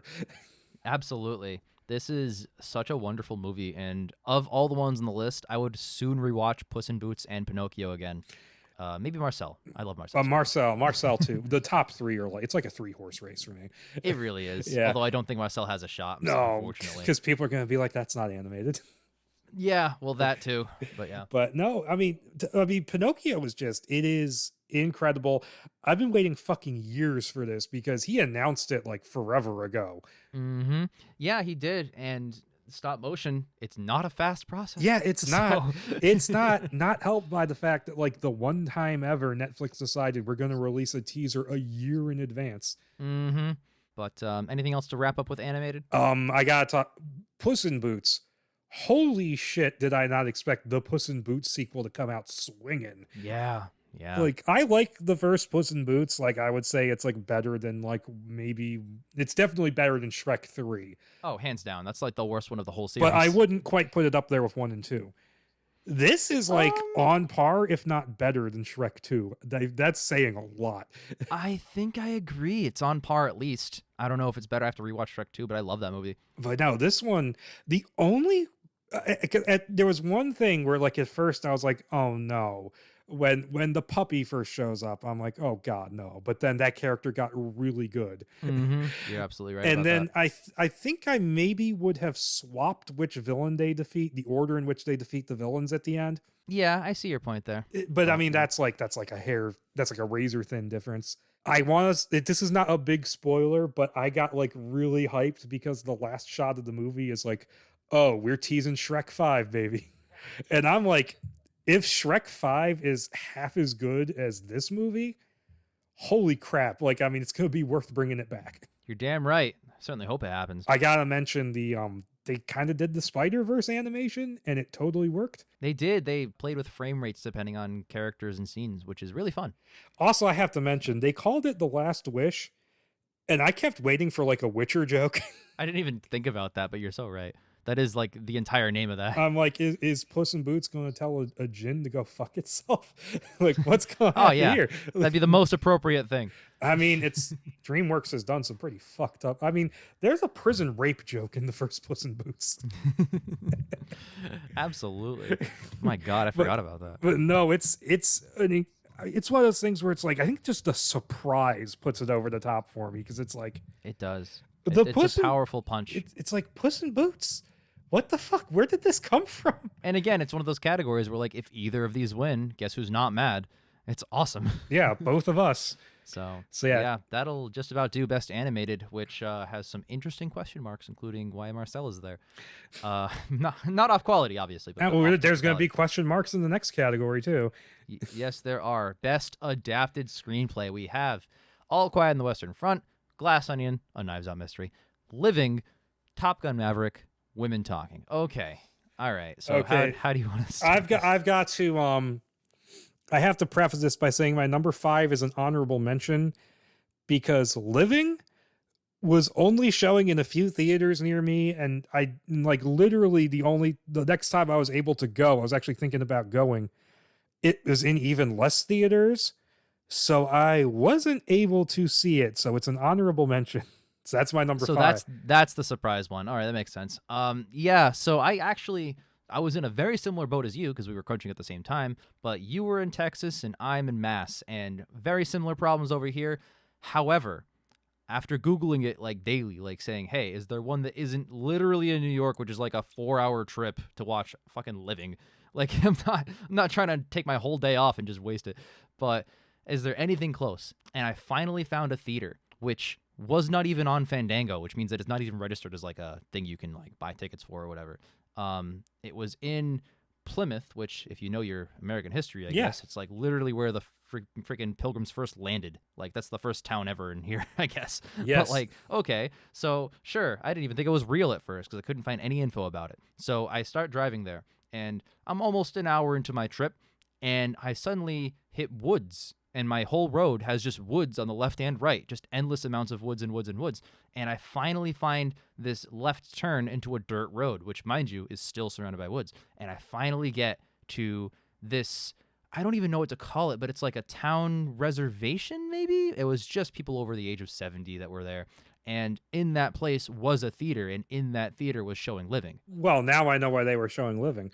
Yeah, literally. I'm just thinking of that scene from Zodiac where Jake Gyllenhaal goes to the movie poster guy. Yeah, it's such a... I felt like I was in a film. Like, this has not happened to people. This is like a fictional... This is a supernatural occurrence. Like, I imagine... I was gaslit into thinking that there's a showing today. But, no, so I literally go into, like, the literal bumfuck nowhere. Luckily, it was, like, daylight so I could see what was happening. Otherwise, it'd be, like, terrifying. And I walk into this theater, and there's a line out the door for concessions to then walk into the theater. So I walk in, looking for the ticket booth, didn't see it, saw the open door to Living the showing, and your boy just walked in and sat down.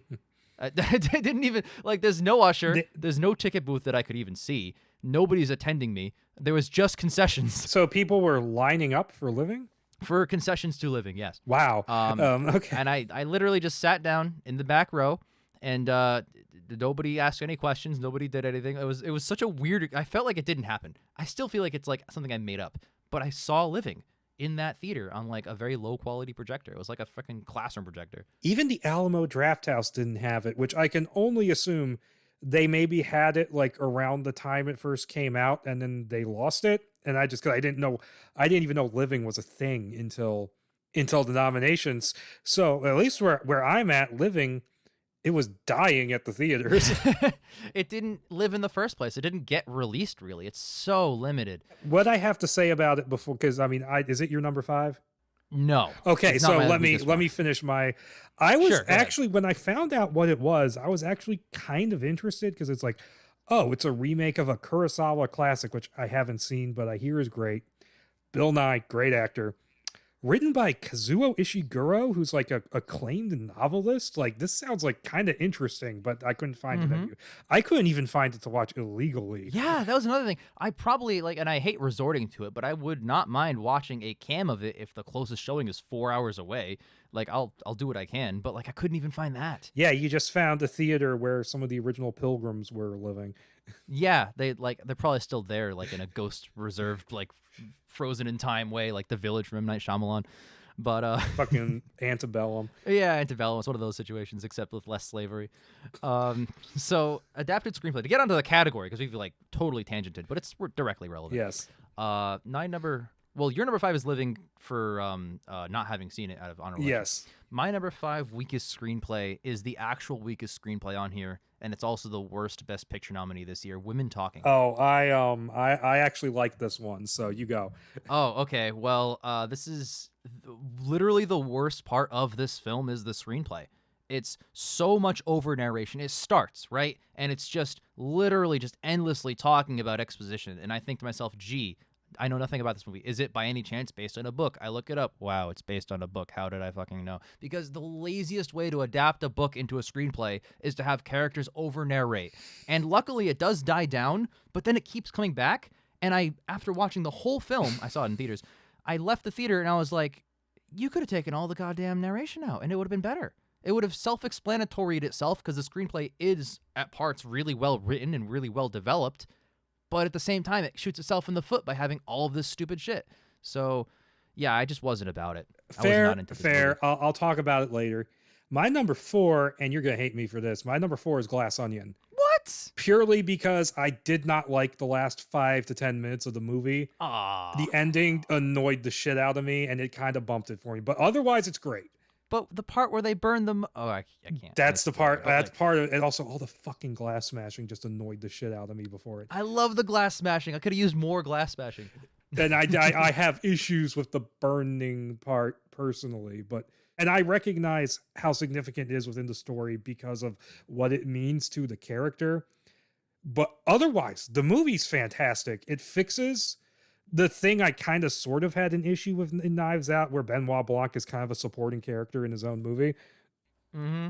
Yep. And I just thought like him interacting with all these just kooky characters was just so much fun. And like the added wrinkle that he sucks at playing detective games. That's really fun. Yeah. I will not talk about Glass Onion yet. I was not expecting Among Us, but yeah, right. I really liked it. I think I give Knives Out the edge. Sure. I like this better than Knives Out. I will talk about the script later on very soon. But right now, my number 4 is Top Gun Maverick. The screenplay is really good. It's solid. Don't get me wrong. But I would pick any of the following 3 over it. I don't think it's like the best screenplay of all time or anything like that. It's solid. It did the job. But that's about it.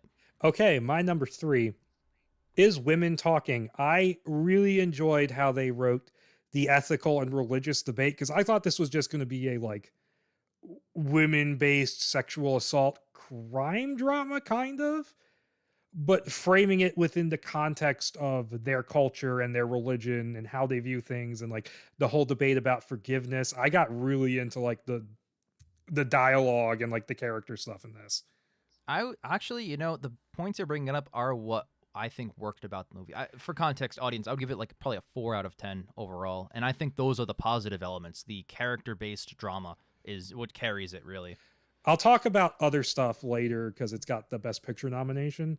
Sure, there's a couple things in there where I'm like, what? That character just kind of disappeared from the movie. That's kind of a strange performance coming from him. But but I thought the core of the movie, the story was... I must have missed... I don't know what... I guess the over-narration just didn't bother me. It's not like it's Dune, the David Lynch Dune. Yep. No, I understand. But no, I just got really into the ethical and religious debate they were having, and it really worked for me. Mm-hmm. That was your 3, right? Yes. My number 3 is, of course, the hit feature-length film Living that I paid all kinds of money to see. This film is really interesting, and I love the execution. You can relate having seen the movie and all. I love the screenplay. I love the writing. I haven't seen Ikiru by Akira Kurosawa. I haven't seen that movie.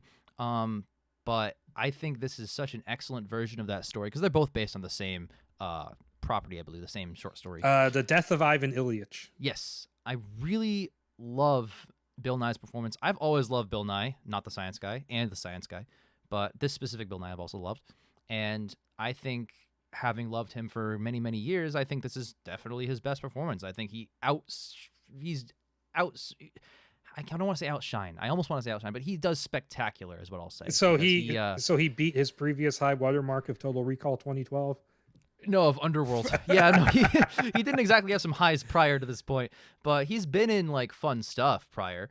So this is him saying, okay, I'm also a world-class level actor. Like, this is something that I can pull off, and he certainly does. And the writing of like the themes of the movie, very well explored. You can definitely tell a novelist wrote this because there's a lot of like subtext and context here, and it's really interesting to see executed on screen without over narration. Yes, yeah. Now I can't speak to it, but I know the original Japanese movie is supposed to be just the best. It's one of my Kurosawa blind spots because I've seen like 4 or 5 movies of his, but that's not one of them. When I watch old movies that are either Japanese or they're by Akira Kurosawa, I prioritize the samurai movies. I kind of did too. I think I started with Rashomon. Mm-hmm. My number 2 is All Quiet. I like this, as I mentioned, better than the Best Picture winner from a billion years ago. Oh, my number 1 is All Quiet. Oh, yeah. I think one of the reasons it's so high is because the writing, I think, really is better than the other movie. I think the writing is what really hammers home the point in subtle ways. Like, for example, the suit scene where he's like, oh, this costume has someone else's name on it. Must have been an error, haha. And he throws the name into a pile of other names. Yes. And that's at the start. That's an interesting change from the book, because in the book, he joins the war at the beginning, and it's about him spending years getting ground down. And that's kind of happens in this, but not to that extent. No. But, yeah, no, I love All Quiet, and I love it because of the screenplay. That's one of the reasons. And it's my number one. And it's, despite a couple of my reservations I have with the adaptation, it's, oh, I forgot to mention, there's 2 movies on here that are not adaptations. No, not at all. We'll talk about that when we're done, because you got one coming up. But no, it was a really good distillation. Like, I can kind of gripe with it a little bit, where I'm like, I do kind of feel like the peace talk subplot is like, it kind of feels like Daniel Bruhl was like, I want to be in the movie, but we cast every part. Yeah, pretty much. I love the way it was cast. There's just Daniel Bruhl, like you just mentioned, is like hilarious, and he's not being funny comedic. He's just fun to watch and like makes me laugh sometimes. But yeah, that's Daniel Bruhl. I mean, that's just him. The way he executes his lines. It peaked in freaking Falcon and the Winter Soldier too. He's one of the best parts of that show. Yeah, to the point where people made a thing on Twitter about the stupid dance. I'm like, okay. I love the stupid dance. It was fun. It was good, but like, my God, it was not worth the hashtagging. Look, I have a thing with stupid dances in movies. It's why Naatu Naatu is the best thing ever made. Your favorite Spider-Man movie is Spider-Man 3, isn't it? Yeah, haha, definitely. No, my number one screenplay this year, adapted anyway, is Glass Onion. I don't know what strand you're smoking, but I would like some, because Glass Onion sure is spectacular. I think it might be the best screenplay at all this year. I have to think about that a lot, but it's up there. It's like top 3 easy screenplays written this year. It is so goddamn good. I think it's better than the first, and I've waited to say that. I wanted recency bias not to set in. I think it really is better than the first one.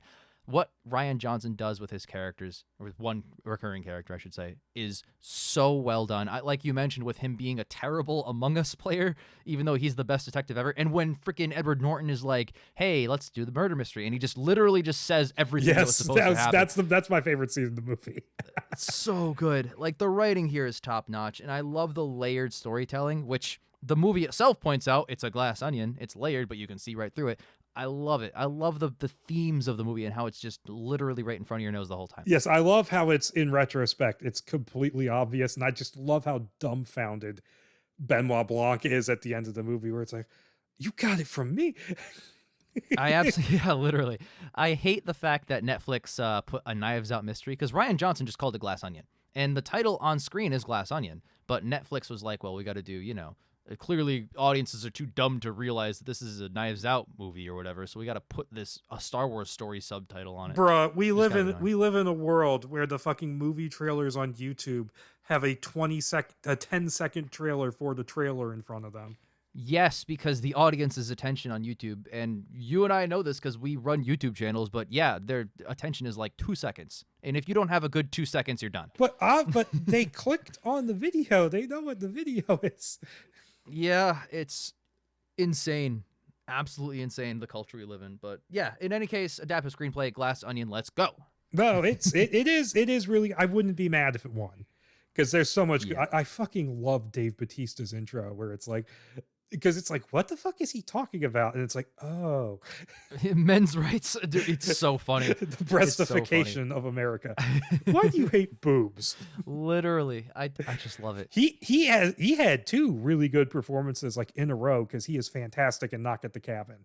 Oh, I haven't seen it yet. We had tickets. Mud and I had tickets, and I had to cancel because I overlapped with another plan. So Mud was like, I'll go alone. And I asked him the next day, how was it? And he's like, bro, it was 0 degrees that day. I just didn't go leave my house. Yeah, it's better than Old. Oh, good. I didn't hate Old. Didn't love Old. Yeah, that's kind of how I felt. But yeah, best adapted screenplay.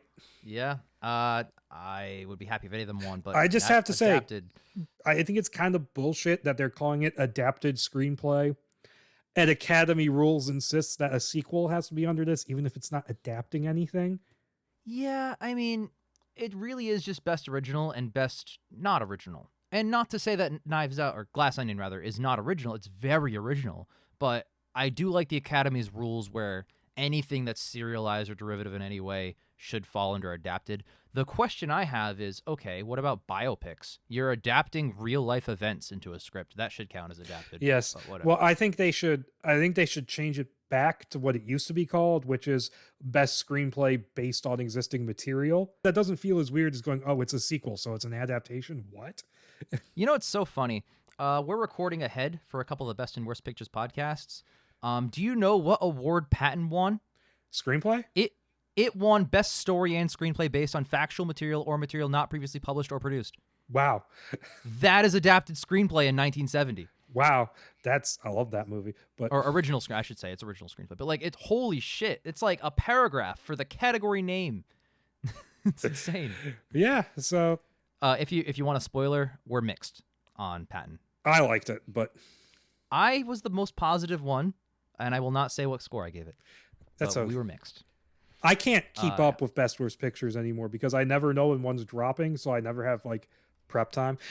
Yeah, we should probably mark it when they're gonna drop, but like I don't know, we got lives. I'd have to. I would need somebody else just to market the channel. It's a whole thing on its own. Okay, yeah. So Best Original. Best original, let's go. I've seen all of these. Oh, good. We just like every category that is an adapted screenplay. Best original screenplay, we have The Banshees of Inisherin, Everything Everywhere All at Once, The Fabelmans, Tar, Triangle of Sadness. Now, here's the thing. Oh, you're gonna hate me for this one. How do I put this? 4 of these are spectacular, and Fabelmans is okay. It's my number 5. Okay, my number 5. I'm just going to get this out of the way, and this is purely because of the shitty ending is Triangle of Sadness. No! It should be disqualified from the Oscar for that. All right. Look, the worst part about Triangle is easily the ending. I think the ending is total bullshit. I was iffy on the beginning, too, because I'm like, do we need to spend half an hour with these people? Yes, because it sets up groundwork to make them the worst characters ever later and get their comeuppance. Okay, it's one where it would probably go up on both this and the picture rankings if I watched it again, but the ending is so shitty, I don't want to watch it again. I totally agree. I gave it a 9 out of 10. If the ending weren't shit, it would be a masterpiece. I'd give it a 10 out of 10, best movie of the year. I'm just but the ending is what it is. I liked the story enough. Like there's a lot of I'll talk about more in Best Picture. Like there's some really like funny shit in this movie and some really smart, interesting shit that it's saying. But the ending, it's like, what happened? Did you run out of film? Did it get X-rayed at the airport? I know, bro. Like it's like you did an excellent job all the way through, and you're like, the ending, let's just stop making film. Let's just stop rolling the cameras here. Okay, like come on, that's give me any resolution at all. Or if you're gonna leave it open-ended, you could at least do like an Inception open-ended where like that's the theme of the movie. Are you dreaming? There's no the theme of the movie of like, is the rock gonna hit her head? Like, come on. Also, I don't know about you, but a random elevator in a cliff face does not scream luxury resort to me. It screams, oh, fucking Umbrella built a lab on this island. I mean, you need a lot of money to do an elevator in that spot. That's some weapons grade interior design. That's Umbrella. They got the weapons money. I would live there. Yeah. Maybe not, in the fictional world of Triangle of Sadness. But I mean, since you mentioned it, my number 4 is The Fabelmans. It's the Midmans. Sure. Of movies that were written by directors, it's better than Empire of Light because Spielberg had a co-writer.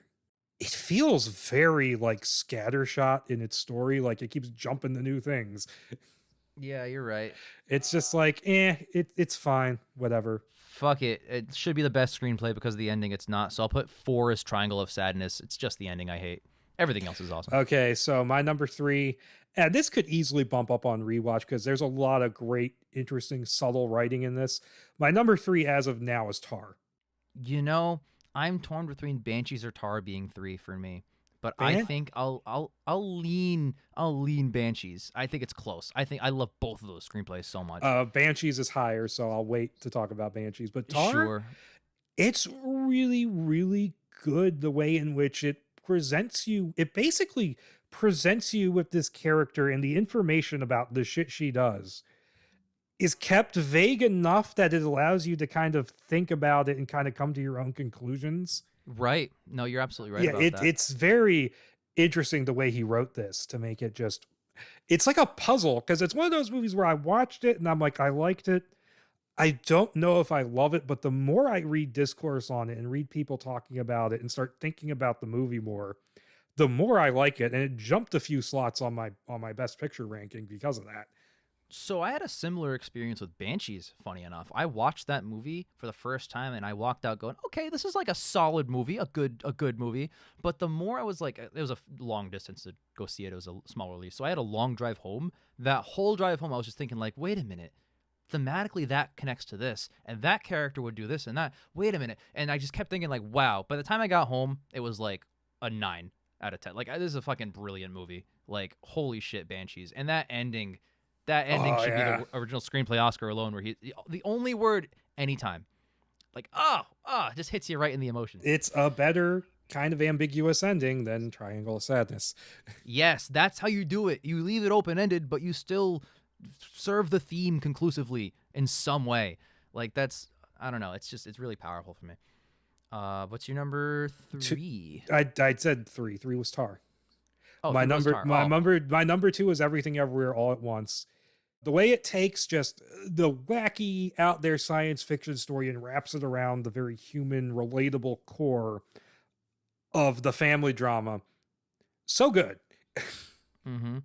We just mentioned how, anytime in Banshees is like the Oscar-winning line of the movie. Everything Everywhere. In another life, I'd love to do just laundry and taxes with you. Wow. Oh yeah, that like, especially wow. especially the context of that line. I know, that's what it's all about. It's so well built up. They're in like the Wong Kar-wai universe and everything's fucking cool. Yes, it's so fun. It's a great movie that just runs almost every emotion you can have in a movie at certain points throughout. It's just really impressive how it pulls it off. And the screenplay is exactly why. So, yeah. My number 2 is Tar. Tar is so well written for a lot of the reasons that you brought up. Yes. The way that it irons home the themes and the points, and like you're saying, it's a puzzle. You get to decode it. And as it goes on, it gets less and less ambiguous, but there are still those open ends where you're like, oh, fuck, did this happen? How did that happen? Like, there's a lot of really cool thematic things. Like, I think we talked about it, but like the scene where she goes to pursue in the alley her to bring the teddy bear back or whatever, and she gets that dog chasing her. I keep thinking about that whole scene where like the further she goes, the shittier it gets. You can thematically pick that apart and be like, oh, this relates to that. Like, I don't know. I kind of like thinking about the script of this movie. That's why it's so high on the list. And it probably would have been number 1 were it not for Everything Everywhere All at Once, baby. Let's go. Yes, and her the way she kind of plays that off, it tells you it's very revealing, and I think it's one of the clinchers about just how guilty she is that it shows that she's willing to lie about something trivial to save face. Trivial. It didn't even matter. I think like she's so self-conscious about having tried to like bring this back. No, she's like there's a certain character that she is that is just unrelenting in that way, and that's so interesting. She can't hurt herself on accident. It has to be someone else's doing. Easily. There's so much there to think about, you know? But my number 1 is that I thought about this. And this is another weird one, actually. It's The Banshees of Inisherin. And it's weird that this is an original screenplay because it's based on a play that was never performed, so it's kind of adapted. Interesting. Yeah, Academy has weird rules. Like, Whiplash is based on Damien Chazelle's short film of the same name because he just wanted to get funding to make the actual feature-length film. Counts as adapted screenplay. Boogie Nights, same situation, original screenplay. So I don't know what their criteria are. Memento, original screenplay when there's a short story. Yeah. Although, didn't they release at the same time? Something weird like that. How does that work? I don't know. The Academy, my point is, like, they're inconsistent. Or maybe it came out after, which is truly in the spirit of Memento. Yeah. That's an excellent point. That's the only film that makes sense with. But no, Banshees it's just so good, and it's one of those things where I really, really liked it when I first watched it, and then on rewatch, it's just the fucking dialogue just kills. It's so good. I mean, I already mentioned my number 1, I already talked about Everything Everywhere screenplay-wise, but to add on to Banshees, you know, it's my number 3 pick. If it wins, I'm happy. The screenplay is spectacular. The best parts are the writing. It's my second favorite film of his after In Bruges. Oh, really? I haven't seen In Bruges. Oh, In Bruges is so fucking funny. Got to put on the list. But anything else to say about screenplay? Original? Your number one was Everything Everywhere. Fantastic script. Also, interesting thing is that there's a draft out there where they initially wrote it to be a Jackie Chan movie. Yes, that was really funny. I haven't read it. Have you? I have not. I've seen it floating around though. You should get it. I would love to take that. We could do it archaeology, even though it got made a different way. It did get made. It's probably the same movie. Just the character is called Jackie because every Jackie Chan character is named Jackie. If we're doing freaking the goddamn the Mummy 10 versions prior to the actual film, The Mummy, we can do Everything Everywhere. Those are probably way more different than I think Everything Everywhere would be. Well, I'm just saying you got some Academy technicality gray areas to your rules. Yes, so... I know. Okay, let's move on to. Let's move on. Best Supporting Actress, we have Angela Bassett, Black Panther: Wakanda Forever, Hong Chow in The Whale, Kerry Condon and The Banshees of Inisherin, Jamie Lee Curtis in Everything Everywhere, and Stephanie Hsu, Everything Everywhere as well. 40% of this list is Everything Everywhere all at once. Yes. Yeah. And this is why it can't equal the record for most wins. Yep. Because two of the nominations are in the same category. So it can't do the hat trick that Rings, Ben-Hur, and it happened one night. Titanic is the other one, yeah. No, it happened one night is the first to win the 5 big ones. Yeah, it can't do that, but it can win a lot of shit, and it definitely is going to, I hope. Best Supporting Actress. Funny that we bring that up. My number 5 is, and I think she probably has a chance, and this is not a jab against her in the movie, but my number 5 is Jamie Lee Curtis for Everything Everywhere All at Once. Not because she's bad, but because compared to what everyone else does on this list, I think she just comes in below. I feel that way about Kerry Condon. I think she's great in Banshees. She's such a great character. But I think compared to the other 4, she's the worst of the best, which is a high compliment. We'll be rowing. We'll be rowing. We'll throw down. Number 4, and I think since she's had such a big push, she might win, is Angela Bassett for Black Panther: Wakanda Forever. She's great, but she's just not my favorite. We be rowing. My number 4 is gonna be, for similar reasons that you said, Jamie Lee Curtis. I think she's great in the movie, don't get me wrong, but I mean, she's not even the best performance in her own movie. So there's that. I feel like it's one of those kind of legacy things where it's like, you've been working in Hollywood and doing good for so long. Let's give you a nomination. Yeah, throw her a bone. It's a Sam Jackson situation. So my number 3, and this was a hard one to place, is Hong Chow in The Whale. Same. It is a hard one to place. She did great. She's one of the best parts of The Whale, but she's got a really stacked category this year. I don't think it's her year, unfortunately. Yes, she is. And I've only seen her before this playing strange, eccentric characters in Watchmen and The Menu. Mm-hmm. So just seeing her be a normal person was kind of a revelation. Yeah, literally. But no, she's great. The way the character is like, she definitely cares a lot about Charlie, but she also is kind of enabling him too, is a really interesting dynamic. Well, you also talk about the other dynamics of, like, he was dishonest about his money, which cost her a lot of bullshit over many years. Yes. Like, there's a lot of layers to that really interesting drama story that is The Whale, and we'll talk about it during Best Actor, obviously, but, like, yeah. I think we're agreed on that category. Yeah, it's going to be Austin Butler and Elvis. Oh, God. That might happen. That might happen. Shut up. First of all, no, Hong Chow's spectacular. I really don't want to say anything negative about her performance because she was so good, but I don't have her in my top 2. Yeah. And so my number 2 is Stephanie Hsu for Everything Everywhere. My number 2 is Angela Bassett in Black Panther. We be rowling. Here's the thing. Oh, we're rowling. So good in that guy. Have I not given everything for my country? Damn, that the scenes like that, especially that one, are just so impactful to me. This is, as soon as I watched the movie, I was like walking out of it going, yeah, she's probably gonna get a nomination. It's gonna be the first one for the MCU, and wow, I was right. I don't know if she's winning. Stacked year, like I said, but I think she is. I have her as my number 1 choice to win in our betting game we have. Oh, I think if I was betting, I'd put the money on her. Yeah, I think she's got all the buzz and all the hype. she's got the buzz. She's won at a few things already. Yep. I think that's it. I think this is the one. But she's my number 2 of the year best supporting But actress. to let me talk about my number 2 a little. Please. She is, Stephanie did incredible at playing the main villain. And it could have been a very laughable character if handled wrong because it's so over the top. Mm-hmm. But she did it just so well. And I can't really say anything bad about it. No, it's too good. And I mean, you know that I feel that way based on what I haven't said yet. Yes. And my number 1, we're like we're mirror opposites on this. I know. It's crazy. I think it's because I watched this the most recent. Is I gave it to Carrie Condon for the Banshees of Inisherin because she grounds that movie so well. She is like the one sane person on this feckin' island. She, you put it that way, that makes the most sense. She really is. And I think she did great. I don't think any of these 5 actresses did bad. They're all wonderful. I just don't think she's anywhere near as good as the number 1, which is Stephanie Hsu for Everything Everywhere. Yeah, she's great. But I just want to say, did she talk about cleaning up stringy bits of shit that might have been straw and make it funny and endearing? No. Did she wave her wrist to disappear you out of existence? No, she didn't. Did she fight? She took out the Saints Row dildo. Oh yeah, good point. But no, yeah. I can't argue. I would not be angry if she won.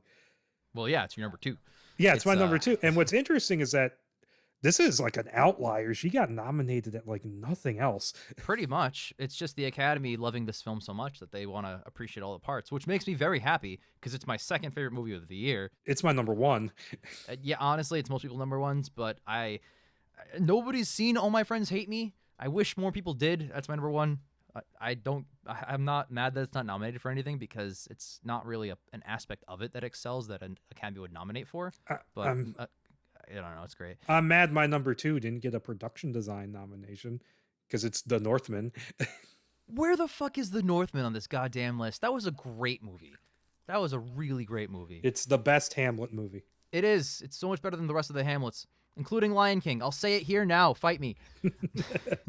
But yeah, okay. So yeah, we're very different on supporting actress. That might be our most different category yet. I'm excited for Best Supporting Actor for that reason, which is a great segue because we have Brendan Gleeson, Banshees of Inisherin, Brian Tyree Henry, Causeway, Judd Hirsch, The Fablemans, Barry Keoghan, Banshees, Ke Huy Quan, Everything Everywhere All at Once. Here's the thing. Judd Hirsch, he's in like one scene in Fablemans. Yes, and he's my number 5. That's exactly why he's my number 5. Like, he's not bad, but like, he's barely in the goddamn movie. Honestly, I would have given it to Paul Dano. Yeah, because he's in a lot of the movie, but he's very minimal until that one scene at the end, which really drives it home. Yeah, no, Paul Dano was much better than Judd Hirsch. Yes, and Judd Hirsch, he's fine. I mean, it's not his worst role. He was in Independence Day 2. Oh my god, dude. Was that he reoccurred? He was in 1, right? Yes, he's Jeff Goldblum's dad. He's Yeah. much better in the first movie. He is much better in the first movie. Because I haven't seen the second one, but I know what he does in the second one, and I'm like, oh, yeah. I unfortunately have seen the second one, my friend. My goodness. It is exactly what you think it is. But no, he's not bad. It's just like, and I feel like it's because, he gives the thesis of the movie in that scene, but it's just, not to mention the scene is heralded by the weirdest thing in the movie, which is the ghost phone call. Yeah. I'm like, what the fuck I'm watching this and I'm like, did this become a ghost movie? What the fuck just happened? Yeah, it's so weird. I don't know. The Fablemans, it's so mid. I mean, there's good elements in it, and Judd Hirsch is good in it, but yes, not top 5 supporting actors of the year. I think there's like 2, maybe 3 great scenes, and I'll talk about those in the best picture ranking. Sure. Let's go on to number 4s then. So my number 4, and this is not a slight to him because he did really well, and it's Brian Tyree Henry for Causeway. Wow. Okay. The first article I read about the nominations, it had the actor's name in huge letters and the movie title in smaller letters. So I'm like, what the fuck? Did he get a nomination for Bullet Train? What is that, like a book? Like where the author is most of the page of the cover, and then the title is like way at the bottom. But no, he did a really solid job of bringing that character to life in this. Mm-hmm. And he did great. Yeah, he did great. It's a good movie overall too. It is.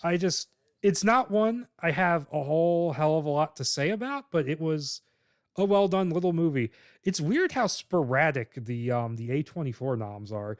It's like they pushed real hard on everything everywhere, and then you got like actor here, supporting actor here, blah blah blah blah blah. Yeah, absolutely. I will talk more about Causeway later because my number 4 is not. It is in fact, and again, like you said, not a slight. Barry Keoghan, Banshees. I think he's great in it. He really is, but it's similar to Judge Hirsch, where like he's barely in it.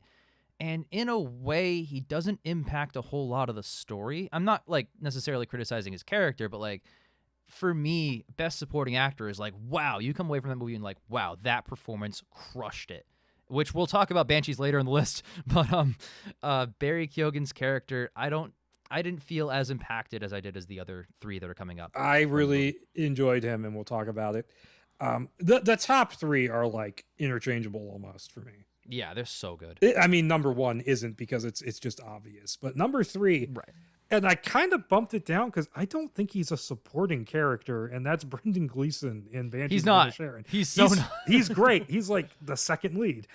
Yeah, there are 2 leads in that film. It's weird because, and you know this because we talk about this a lot, but like the Academy doesn't choose who's who. The studio decides how to run them. Yes. So the studio is clearly like, oh, well, Brendan Fraser's going to crush it. Let's compete him in a category that he might win in, you know? Yes. And it reminds me of the situation with Glenn Ross, where they campaigned, like, I think they campaigned mostly for best supporting actor, because if they campaigned for lead actor, it would be everybody. Literally. Or better yet, you want to talk about stuff like that. Judas and the Black Messiah, Lakeith Stanfield and Daniel Kaluuya are supporting. Who's the lead? Like, they're both in the same supporting character. It's Lakeith's movie, and the hero and the villain are supporting? What? That is strange. It was such a weird year when that happened. I was like, oh, you're just trying to not compete with the shoo-in to win the best actor. Yes, but no, Brendan Gleeson is fantastic. Like, he really, what's great about his performance is that there's a lot with that character that the screenplay doesn't explicitly say. It's all left to him to kind of perform like the struggle the character is going through. I mean, he's Brendan Gleeson. I've never seen him be bad in anything. Yeah, no, he's too good for this world. Yes, and if you want to see him do the double act with Colin Farrell and anything else, you got to watch In Bruges. I do. I really do. But yeah, you're absolutely right about what you're saying about Brendan Gleeson, where like one of the reasons that Banshees was so good was because of the subtle things that Colin Farrell and Brendan Gleeson do to each other, like verbally, but it's mostly Brendan Gleeson just like hitting him hard and ironing him out with all these insults and stuff. And it's like the subtle way that you're right, he portrayed a lot of what was in the script without dialogue. Well, with dialogue that's like subtext to other thematic ideas. It's just so interesting the way it was done. And I love his performance so much. Yeah, he's so good. So what's your number 3? Not him. He's higher. I would put Brian Tyree Henry in Causeway. It pretty much parroting what you said. It's an excellent performance in a movie that I think was mostly overlooked. What's weird to me is that Causeway is a Brian Tyree Henry J-Law movie, and they're both pretty much as good as each other. I would swap out J-Law for some of the other best actresses in the category. But, I can think of at least one. At least one or two that could just out of there. But no, so J-Law was fantastic. Brian Tyree Henry was also just as good, pretty much, and he got the nom. He's great. They're both great. I think Brian Tyree is playing this character, this very damaged character, literally and figuratively in many ways, and just to see him grow and become, you could even say, a better person by the end of it. I think that's a really well done movie, and he's one of the reasons why. Yes, and it's also another example of doing a somewhat inconclusive ending better. Yes, I mean, it's conclusive enough because it leads off on a positive note, but it is it's pretty interesting the way it was done. So pretty good. Yeah, my number 2 is Barry Keoghan from Banshees of Inisherin, and that was solidified by my rewatch because he's just so good. Where it's like this character is just like, there's so many layers to the character because he's a weirdo, so you get why no one seems to like him, but you can definitely see the pain there. And just the note he goes out on, which is hilarious. The line is hilarious of like, I'm going to go over there and do the thing over there I was thinking of doing over there before. It's really funny. And then you get the context for it. It's like, oh. Mm-hmm. And he has some of my favorite lines in the movie. Like, my dad beat me with the kettle. I wouldn't mind enough for the spout. It's so funny. You're banned from the pub. You said till April. What is it now? April. I would not criticize someone for calling Banshees a comedy in a way. It is a comedy. It's a dark comedy. It is a dark comedy. It's very dramatic and very serious and very, in a way sad, but it's so funny and it's so fun. And you wouldn't expect that from the tone of the movie. So he's one of the reasons why Barry Keoghan is awesome. I mean, he's come a long way because he's getting to the point where I'm not just thinking of him as the kid who got his head bashed in Dunkirk. But I just said my number 2. What's your number 2? My number 2 is, and this again, for many reasons you've mentioned, this is such a toss-up, but I'm gonna settle right now and just say Brendan Gleeson. Oh yes, I could put this at number 1 very easily, but Brendan Gleeson, I'm not gonna be a broken record. I already said a lot of points, but like he's so subtle and so fantastic. So. What's our number 1, old buddy, old pal? Dr. Jones. Dr. Jones. Yes, let's go. I'm so excited. It's Ki Hu Kwan from Everything Everywhere All at Once. Man, I was not expecting this performance. You said that you didn't watch the nominations get announced. Well, I can tell you, and they announced them alphabetically, so it's the exact order they had them here. And they announced, Brendan Gleeson, applause. Brian Tyree, applause, applause, applause.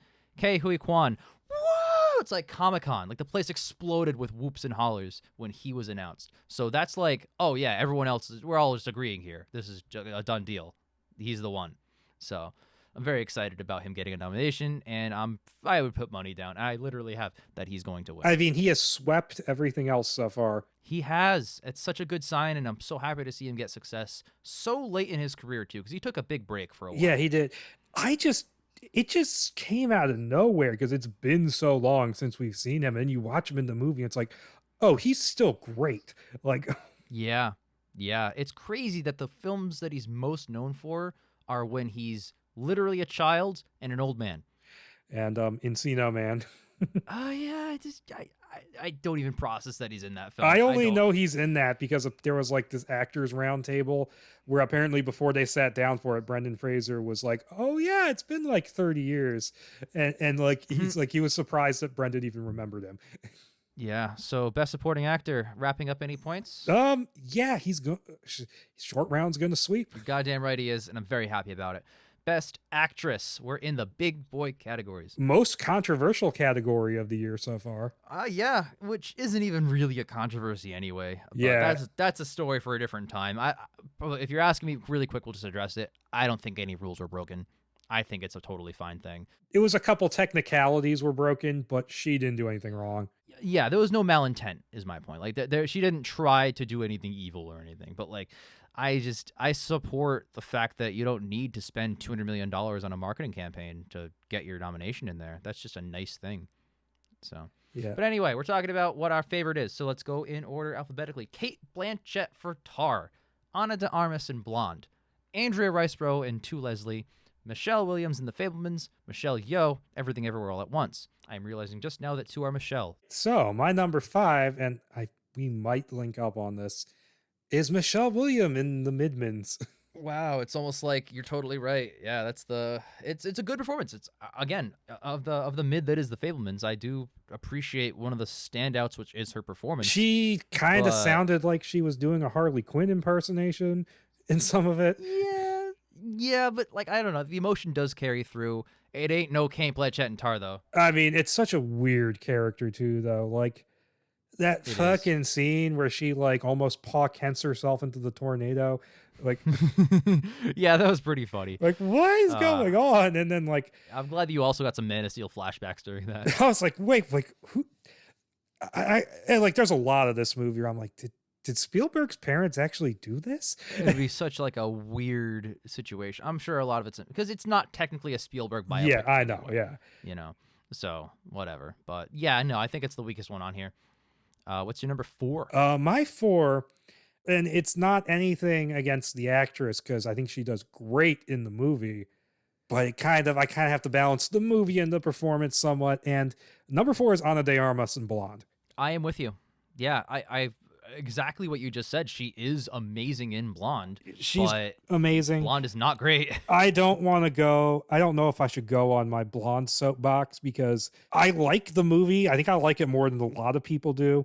And I have it. I gave it a perfect 5 out of 5 on Letterboxd, and I'm keeping it there out of spite for the people who gave it like half a star or 1 star before they even saw it. That's so funny. It's like, it's a movie where I think what it's saying and what it's doing is really interesting, but I think it kind of gets lost in itself, where it's like, here's a weird stylization to kind of fill time. No, I understand completely. I was hyped because I'm a big Andrew Dominic fan. Yeah, no, I didn't look at the behind the scenes anything. I didn't know who was making it. I just, oh, look, it's a Marilyn Monroe movie. My girlfriend is into Marilyn Monroe. We sat down and watched it, and I didn't expect it to be so depressing. And I was like, wow, okay, this is not what I thought it would be. But I mean, he made Assassination of Jesse James, which is like one of the best movies of all time. Oh, really? I haven't seen it. And his other movies are really good. And this is, I would call it good. But it felt like he took a long time trying to get this made. Like, I think he started in like 2009, 2010, something like that. Yep. And I just feel like in all the time he spent trying to get it made, he just kind of got tunnel vision and he just threw everything into it. Blonde, for me, I'm in a similar boat as you. I would probably give it an even 5, like right down the middle. I'm very mixed on it, but all of the positive elements, it's just Ana de Armas is part of it. Like, she is exceptional, but of course there are 3 better performances this year. Yes, so of course, and it's real close between the 3 for me. It's close between the 2. So what's your number 3? My number 3 is Andrea Riseborough into Leslie. Wow, okay. She's great. I don't think she quite gets up to the other 2. Interesting. My 3 is Michelle Yeoh. Wow. I think she's great, and I don't think she gets up to the other 2. She's great in it. Don't get me wrong. Like, again, we all like all these. She's my number 2. So we could just discuss them. No, Riseborough's great into Leslie. She's been great for a long time. So I'm happy to see her get like the recognition.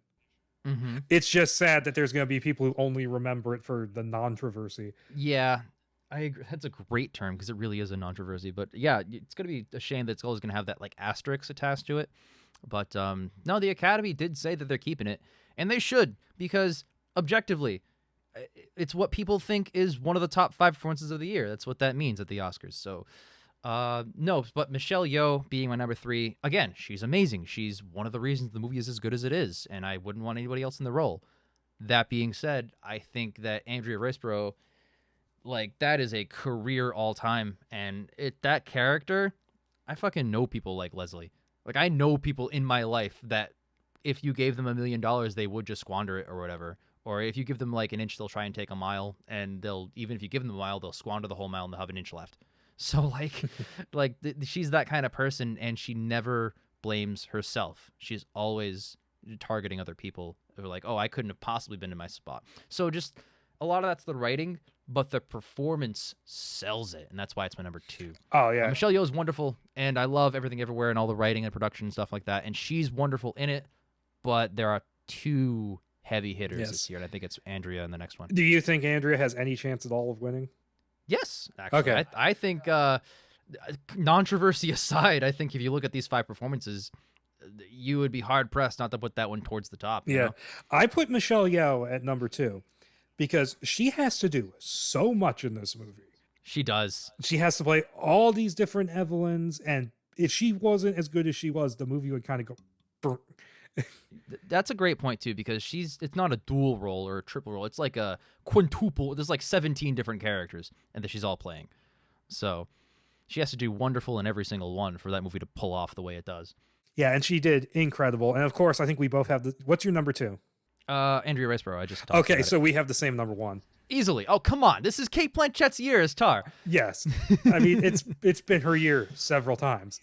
Hell yeah. Now we're talking. Honestly, she embodies this character so well. Mm-hmm. It's a really great performance where it's gradually revealing how horrible, fucked up of a person she is. But she does such a good job playing it. There's a little piece of you that's kind of in her corner at certain times. Honestly, Kate Blanchett, and she has a stacked career. I love Benjamin Button. I love Carol. But Tar... Bro, Lord of the Rings. Lord of the Rings, absolutely. In terms of acting, I think this might be her best performance ever. Yeah, it might this be. Is probably Lifetime.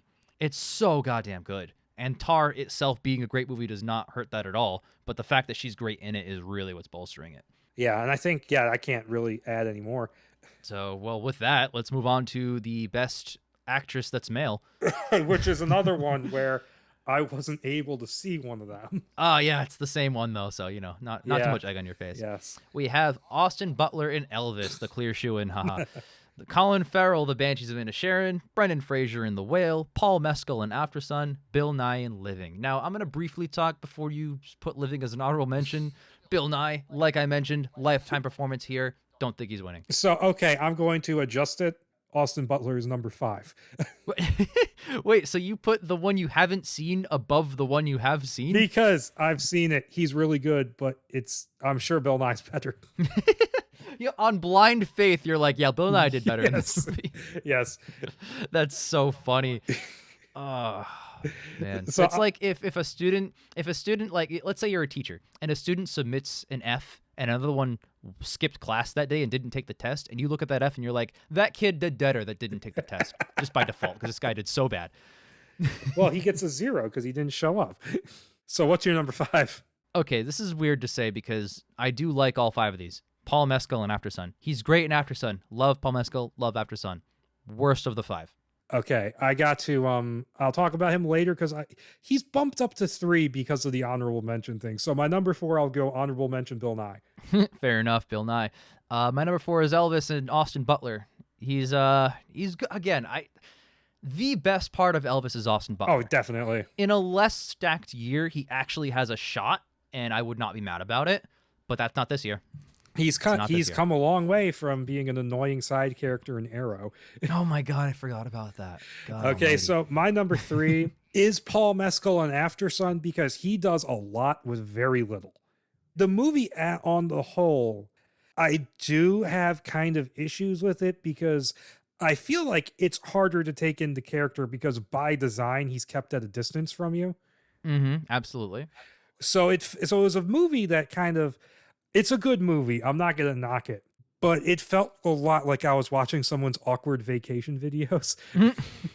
I mean, a lot of that is like diegetic. That's in-universe deliberate. Yes. But like, I get what you're saying. I get what you mean. But no, he does a good job playing this guy who's pained on the inside, but is putting on this great cheerful face for his daughter. The problem is because we're showing it purely from the point of view of his young daughter, I don't feel like I get enough of him. I agree. And couple that with the fact that it's 90 minutes or some shit. Like there's not enough time explored with him to get that sense. And we also don't spend enough time with the adult version of the daughter. Right. No, she's barely there. Because it's supposed she's to be in the end scene. She's in one scene in the middle, she's in the end scene, and she's in the weird seizure cutaways at the dance rave. Oh yeah, I don't count those cutaways. Where she's and like it's an interesting idea for the movie, and the blurb on Amazon where I watched it said, "Oh, it's about her reflecting on her memories of the father and how they differ from the man she now knows," and that's not in the movie. This is one of those movies that like has an opposite problem of a lot of movies I feel, where it needed more runtime. I could have used a longer version of Afterdawn. It needed more over narration. No, yeah, that's exactly what I meant. But it's like, wow, but a lot of the movie, it's like, wow, you sure got a lot of access to this Turkish resort. Yeah, literally. And I'm like, are we supposed to think he died? Are we supposed to? I thought he died. Well, he's not alive by the end of the movie, but I don't think it's like he died in a horrible thing. I think he just got old and died. Yeah, because it's like, I needed more of the adult daughter's perspective. I needed more of him, but he does an incredible job. Let's see how he does in Gladiator 2. Yes, bro, don't get me started on like one of the best picture winners ever. All right, I'm so jazzed about Gladiator 2. Anyway, I got a script, not the one they're making, but no, it's the one where he's like in purgatory or some shit. Yes. I'm glad they're not going that direction. Fuck that. But no, so my third favorite performance of the best actors of the year is Bill Nye in Living. Like I said, lifetime high, lifetime achievement, incredible, very subtle, very impactful. But there are 2 performances that could potentially win Best Actor, and he is not one of them, unfortunately. It's like razor thin between the 2. It really is. My number 2 is Colin Farrell in The Banshees of Inisherin. Ditto. He's just such a likable dude in the movie for so much of it. You feel so freaking bad for him. Feckin'. You feel so bad for this guy. Like, the way he delivers his lines, he's clearly a broken man by like 40 minutes into it. Like when he goes and storms into the bar and yells at Brendan Gleeson, like, god damn, man, that performance is so good. It shows you what just a nice, happy person he is, and all he has is his friend, his sister, and his animals. Yeah, dude. And you just watch him lose things through the movie, and that change he has at the end is just, oh. You're so right. And like even the scenes that are less extravagant where like he is just sitting at home with his wife and the fucking donkey's there, or the pony his or sister. whatever. His sister is not his wife. His sister, the fucking pony's there, and they're just talking, and she's just complaining, and he's like, I just wanted to be in the house or some shit. Like, it's so cute. His miniature donkey. Yes, his miniature donkey. I love that goddamn thing. I'm not sitting my donkey outside when I'm sad. Like, goddamn, those are the best lines of like all year of anybody. So, yeah, no, Colin Farrell is deservedly in this category, and if he won, it would be an upset, but I would not be mad at all. It would be an upset like to the people who have the clear winner as the winner here. And if you noticed, both the Penguin and the Joker are nominated for Oscars this year, but in a different movie. Very true. Also, another Batman villain whose movie got unreleased. Oh, you're so right. I'm guessing our number one. What's your number two? Is it Colin Farrell? It was Colin Farrell, yeah. We talked Okay, so our number one is Brendan Fraser in The Whale. Holy shit. Like, wow. Way to take a character that's already incredibly well written and add to it with this performance and just transform this already great character on paper into one of the best leading characters all year. Wow. Holy crap. And you're in the apartment the whole movie. He is the whole movie. He is. And he anchors it incredibly well. He does. It's like easily the highlight of his lifetime in terms of acting ability. Not that he's a bad actor, but like he's never done anything like this that I can think of. He's done drama before. Nothing to this extent, I don't think. Nothing he did the movie Gods and Monsters with Ian McKellen, which is about the guy who made Frankenstein and Bride. I've always wanted to watch it. We considered putting it on Monsterthon, but we were like, nah, it's not even Universal. I haven't seen the whole thing, but it's really good, and he does go like toe to toe with Ian McKellen in that movie. That is in fact on my list, but having not seen that, this is the best thing ever. Like I love his character. It's such a pure broken character that he is. Like he is shattered and he's self-destructive, and you've seen that like play out in almost every scene that he's in with how he's feeling, and it's painful for a lot of it, but the ending is so goddamn powerful, and him in that role is just tying the whole movie together. So I'm really glad that he's the shoe-in to win this year, and I hope he does. Yeah, I really do hope he does, because it would just be the nice little bow on this comeback he's had. Yeah, literally. Holy crap. After, getting his Firefly performance binned. I'm so mad I didn't get to see him play Firefly. I know. Brendan Fraser was just on Howard Stern, and he got asked about it, obviously, and he's like, yeah, no, the movie never got a fair shake. Nobody can criticize it because nobody's seen it. So he's got a point. We can't even talk bad about Batgirl. Like, I haven't seen it. Nobody has, except some Warner executives. Yeah, but no, I mean, not to take away from him in The Whale. And it's a good Aronofsky movie. Like, it's like he's like, okay, I'm going to step back from the weird shit. I'm going to go a little bit back more towards the wrestler. The ending is almost kind of the same as the wrestler. It's still pretty goddamn weird, let's be honest. I mean, especially the ending. But not trying to spoil it, of course. I mean, compared to Mother. Oh my God, Mother might be the weirdest he's done. Requiem for a Dream was outstanding, and that was his second movie. Holy crap. But no, The Whale is up there. Oh, I might have The Whale as my favorite Aronofsky. I have to think about that, though. It's so good. Oh, yeah, it is. It is really good. So, yeah, I mean, it's a movie where it's all in one location, directed incredibly well. Exactly. Anything else to add to Best Actor before we get to the two gigantic categories? Why didn't he get nominated for Screaming at the Mummy? I agree completely. Best Director. So your score for The Whale as a film is... probably 9, bordering 10. I'd have to watch it again. And your Brendan Fraser out of 10. With a 10 out of 10 for Brendan Fraser. Excuse you. Of course. For very different reasons that he got 10 out of 10s for the other movies he's in. But Best Director, yeah, we have Martin McDonagh. We have Banshees of Inisherin. Daniel Kwan and Daniel Scheinert, so the Daniels, for Everything Everywhere All at Once. Steven Spielberg for The Fablemans. Todd Field for Tar. And Ruben Östlund for Triangle of Sadness. I mean, I've kind of given this one bottom on a bunch of categories already. Mm-hmm. I'm going to give 5 to Spielberg for The Fablemans because it's not his best directing. I was expecting 5 for Triangle from you, but... No, I mean, Triangle I can at least respect. I mean, I'm not going to knock the directing for the ending. Even though he wrote the movie. He wrote and directed the ending, so, it's... I mean, it's such it's like it's less than 1% of the movie that is the gripe, but it's a big deal. But yeah, I would have the same. I would also put Fablemans as the weakest. Again, we both think it's mid. It's still fine. It's a good movie, but it's nowhere near the greatness of the other 4. Like, I mean, even compared to like Spielberg's filmography, like I think every other thing he's been nominated for has been better. Pretty much. That I've seen. Yeah, pretty much. And I was gonna say like he might get it because of like, oh, like it'll be like a lifetime achievement award, but he already has a best director Oscar, so I don't think that's possible. It's potential. I mean, if anybody could do it, it'd probably be the guy whose last name means director. So synonymous. But you're number 4. I imagine it's just Triangle.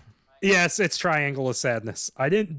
But is not really knocking it compared to what's above it on the list. As the biggest offender of Triangle, I agree. Just because of the ending. But that's only because I love all 4 of the other ones, so it's hard to pick. All 3 of the other ones? 3, technically, yes. Unless you love The Fablemans. Oh, yeah, it's so great. But no, Triangle is also my number 4. Yeah, it's good. It's well directed. I don't really have anything to say about it, really. I mean, we're gonna have to talk about it again in a minute. So. We are. I have so much to say, like, thematically, but I don't want to waste an hour of this show, which has gone for 2 hours at least so far. Oh shit! I thought this would be short compared to the Martin McDonagh for Banshees of Inisherin. Ah, yeah. Really great acting, directing in the movie. It's just a real fantastic, solid job he did. It is. It's like I keep saying, it's a movie's movie. This is directing masterclass. This is how you do it. This is brilliant. I love it. And is it your... It is not my number 3. My number 3 is Tar, and I love the directing in Tar. It's my number 2. It's not a slight. Okay, good. My number 2 is probably... Well, let me keep talking about Tar real quick. Tar, the directing, is what ties it together. It is such a brilliant movie for that reason. However, that's also true of the following 2. So technically I have it at number 3. But yes. What's interesting is that Todd Field has made 3 movies over 20 years, and they've all been nominated for Oscars. I haven't seen Little Children. I love In the Bedroom. I think it's like a 10 out of 10 movie for me. I haven't seen either of them. I've been meaning to watch In the Bedroom, though. Yeah, it's great. He also helped invent Big League Chew. That's really funny. But yeah, that is our number 3s. What's your number 2? My number 2 is Tar. My number 2 Todd Field for Tar is Everything Everywhere All at Once. Funny enough. Oh, yeah.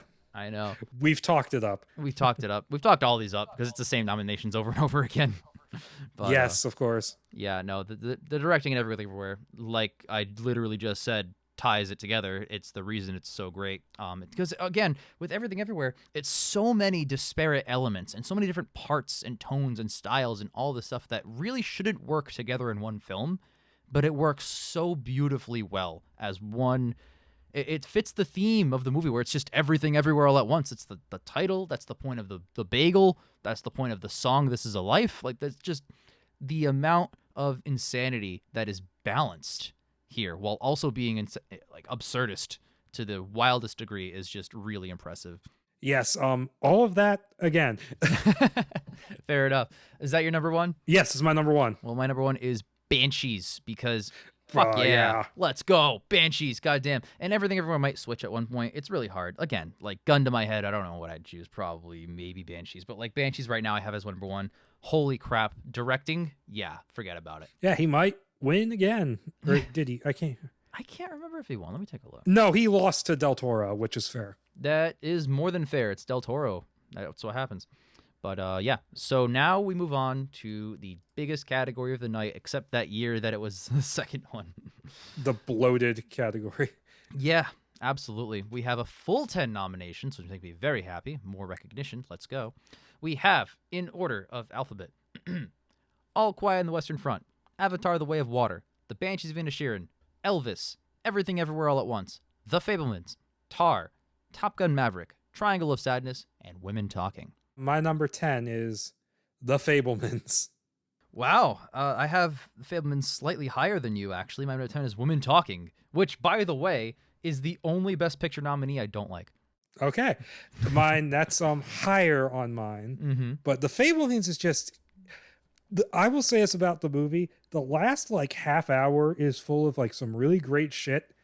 And the rest of it leading up to that is just kind of, like, whatever. Yep. Okay. Because, like, the last half hour, you get the scene where, like... Because when they first introduced the bullies, I'm like, oh, no. They're doing this.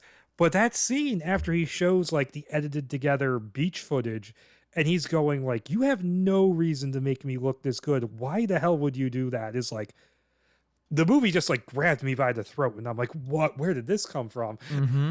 No, that's actually, that's a great scene. You're absolutely right about that. You get that. You get the Paul Dano scene in the kitchen, which is incredible. And then you get what's the most standout, bizarre thing, which is a good scene where he meets John Ford, played by David fucking Lynch. I'm like, because I'm watching the movie, I'm like, this guy sounds really familiar. Who is he? And then I look it up, I'm like, oh shit, it's David Lynch. Literally. This is like the first thing he's done in like 5 years. Yep. And it's acting, no less, not even directing or producing. Yeah, and he was acting in his, he played a character in Twin Peaks. So he's like a major role in the revival season, which was the last thing he did. Mm-hmm. Yeah, I haven't seen Twin Peaks. And I'm just watching him, and I'm like, he's really good. Where's his... Give him the best supporting nom over Judder. Yeah, if you're going to give a guy with one scene a best supporting nom in that film, it's him. Yeah, it would be like the one Oscar David Lynch has. Oh, you're so right. Goddamn. How did Spielberg swing this? Do they, like, know each other? Mm-hmm. So I think since we're at Best Picture, let's give out of 10s for each of these movies. I'd give Fabelmans like maybe a 6. I would give Women Talking a 4. It is the only one I dislike. Oh, so you want to talk more about Women Talking? Yeah. I'm flagrantly sexist, which is the only reason that I rated it low. No, it's things that I've mentioned before. It's the writing, it's the over narration, it's the adaptation into a screenplay, which it should not have been nominated for. But it's the kind of movie where you could have developed a little bit more with this excellent idea, mind you, and there is some like a lot of merit in this screenplay. Don't get me wrong. Like there's a lot going on with the character dramas, and you're right. What really draws you as the audience in is just the moral questions. Do we stay or go? What consequences are we willing to face over the other ones if we make a different decision? Like it's just that. It sets itself up to be so interesting, and I don't think it carried that through all the way. But yeah. Now we're on to our number 9s of the year. Yes, you want to give my... you want to guess my number 9? Is it fucking Elvis? No, it's Triangle of Sadness because of the ending. No, worse than Elvis? My God. Yeah, it's like a 7 because the ending just kills it. Oh, that's fair. But there's a lot. One thing I had fun with watching it was have you seen Roland Emmerich's 2012? I have. There's weird parallels because Woody Harrelson rambles about conspiracy theories over a radio in both. I did get those vibes. And they both have Russian oligarchs played by the same actor. I didn't know that. That I didn't remember. But it did and said a lot of really interesting things. A lot of it to me felt very dry. First of all, more importantly, 2012, 2009, false advertising, 0 out of 10. Go on though. No, the movie just felt kind of dry. Like probably the funniest part of the movie to me is where you think the Russian guy is like mourning his dead wife, but he's just robbing her corpse. Oh man, thematically I love the script to Triangle. I think it's so goddamn good. I can't put Triangle as number 9 of the year. I would put Elvis as number 9 of the year. Fuck that movie. It's fair. Elvis is my 8. Elvis is again, we're rating them 6 out of 10. It is hard mid. It is not even the best biopic this year. That would be Weird Al Yankovic story or whatever that was. I have yet to watch that. But Elvis has the fucking thing where the nervous character goes on stage to that microphone and he says something and there's crazy feedback that disturbs the audience because he's nervous. Like, that's in every single... That was in Walk Hard, because it was parodied, because even in 2007 it was a cliche. And it's still here. Weird Al does this as a parody right after I watched goddamn Elvis the same year, which is this year. Like, are you shitting me? But whatever. That is really funny. I never thought about that before, but that is everywhere. Is funny. At least, I can't remember Blonde having it. At least that's good. But, I don't know. Elvis is 6. It is... fine. It's my 8. It's like a soft 7. Mm-hmm. It's fine. I mean, there were very enjoyable parts to it. It could have used more actual Elvis music. It could have used less footage. Yeah, especially towards the end. I've seen 2 Elvis biopics. I haven't seen any other ones. I've seen this one. I've seen the one John Carpenter did as a made-for-TV movie of Kurt Russell. They both have the problem of like the third act being really baggy. But in that one, it's like it ends with him doing his first Vegas performance. So the third act, the last hour of the movie is him sitting around Graceland like depressed. I'm like, oh my God. I really wanted to watch Elvis and Nixon, and I was going to, but then the Kevin Spacey stuff came out, and I was like, I might taint my enjoyment. No, God. So your number 8 is? Yeah, you mentioned your number 8. So my number 8 would be The Fabelmans. It is hard mid. I would give it a... 7. It's not a 6. It's a 7. It's okay. It's not the worst. Like you said, there are some standout scenes. I like the John Ford scene because of A, David Lynch, but B, the camera adjusts as the last shot is a nice touch. And yeah, there are some powerful moments, like when he's playing back to his mom. He's playing back the footage of her cheating. That is super impactful and interesting. And the fact that he just shuts the closet doors and waits, and she's just like a wreck by the end of it. Like that, there's some good shit in here. There's a lot of positive elements. It's worth checking out if you got time for it, especially if you like Spielberg. How would you compare it to Spielberg's last Best Picture nomination, West Side Story? Better. I don't like West Side Story. I haven't seen that version. I even like the older West Side Story better, the one that won. I'm not really a fan. It's way too similar.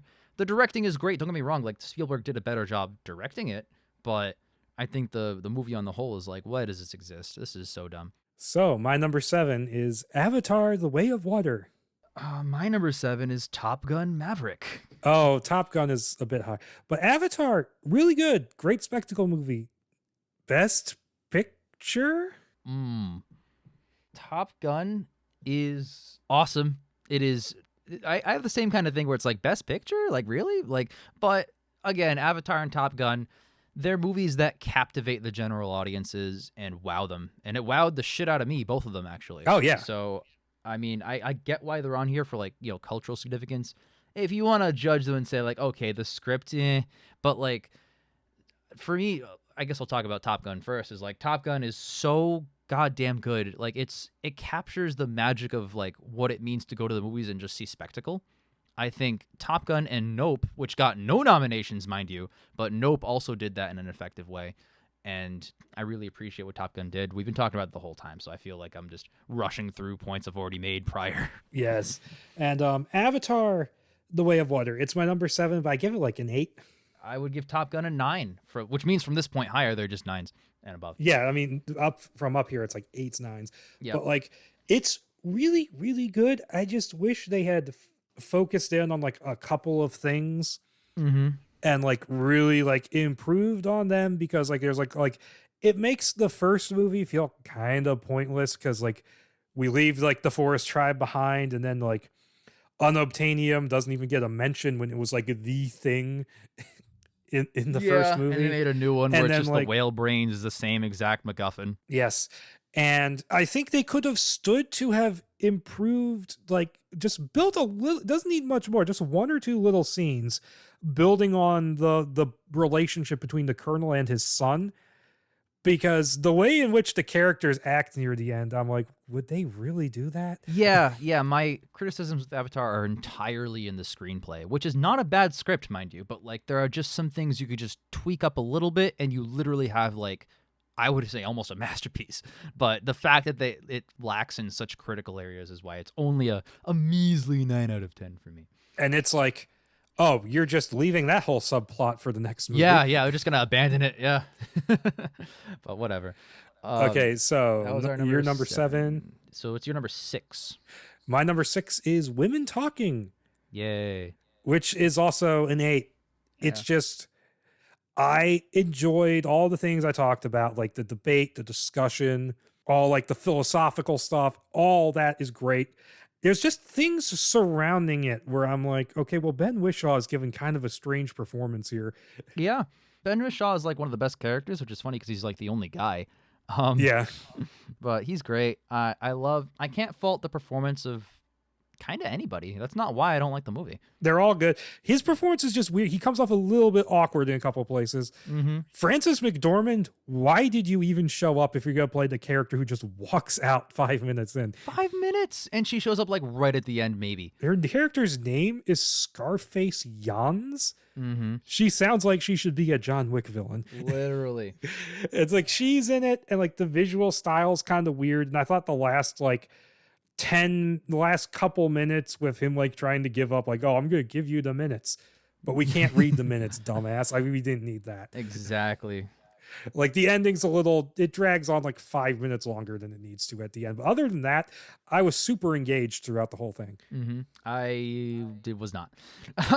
My numbers. As we can tell by the ranking. Yeah, it's clearly. My number 6 of the year is All Quiet. It is a 9 out of 10. I like it better than the Best Picture winner. It is so goddamn good. It is my 5. Oh, is it? Awesome. An excellent segue, because I think All Quiet is so fucking good. Why don't you go ahead and carry the torch? It's also a 9. It's just so good at what it does. Mm-hmm. Putting you in the shoes of these guys who are in this shitty situation. I mean, it's All Quiet on the Western Front. We know this story. Hell yeah. But it's told, I think, more effectively than ever here. My number 5, since you brought it up, is Avatar: The Way of Water. 9 out of 10. James Cameron, baby, let's go. Yeah, it's good. Yeah, I'm going to breeze right by this because I just talked about it like 20 seconds ago when you had it on your list. So what's your number 4? My number 4, and this is just, a lot of this is left over from how I had it ranked on like my year-end list. This is Top Gun Maverick. Oh. It's so good. It is so good. It's so fun. It's a 9. It's so fun. It's great. I love it so much. They do a good job. It's not just the action too. It's like the characters are so good. The relationship between Tom Cruise and Miles Teller, like, holy crap, Miles Teller is in a movie again. What the hell? Yeah, literally. I'm so excited about that. But my number 4 is not, in fact, Top Gun. I already talked about it, even though it's a 9. There's like some real life reflections there. Like Josh Trank pulled his fucking papers. Absolutely. Tar is my number 4. This movie It's my number 3. Oh, is it? Stop having that. No, it's so fun because this movie is like borderline a masterpiece. I have it 9 out of 10 right now.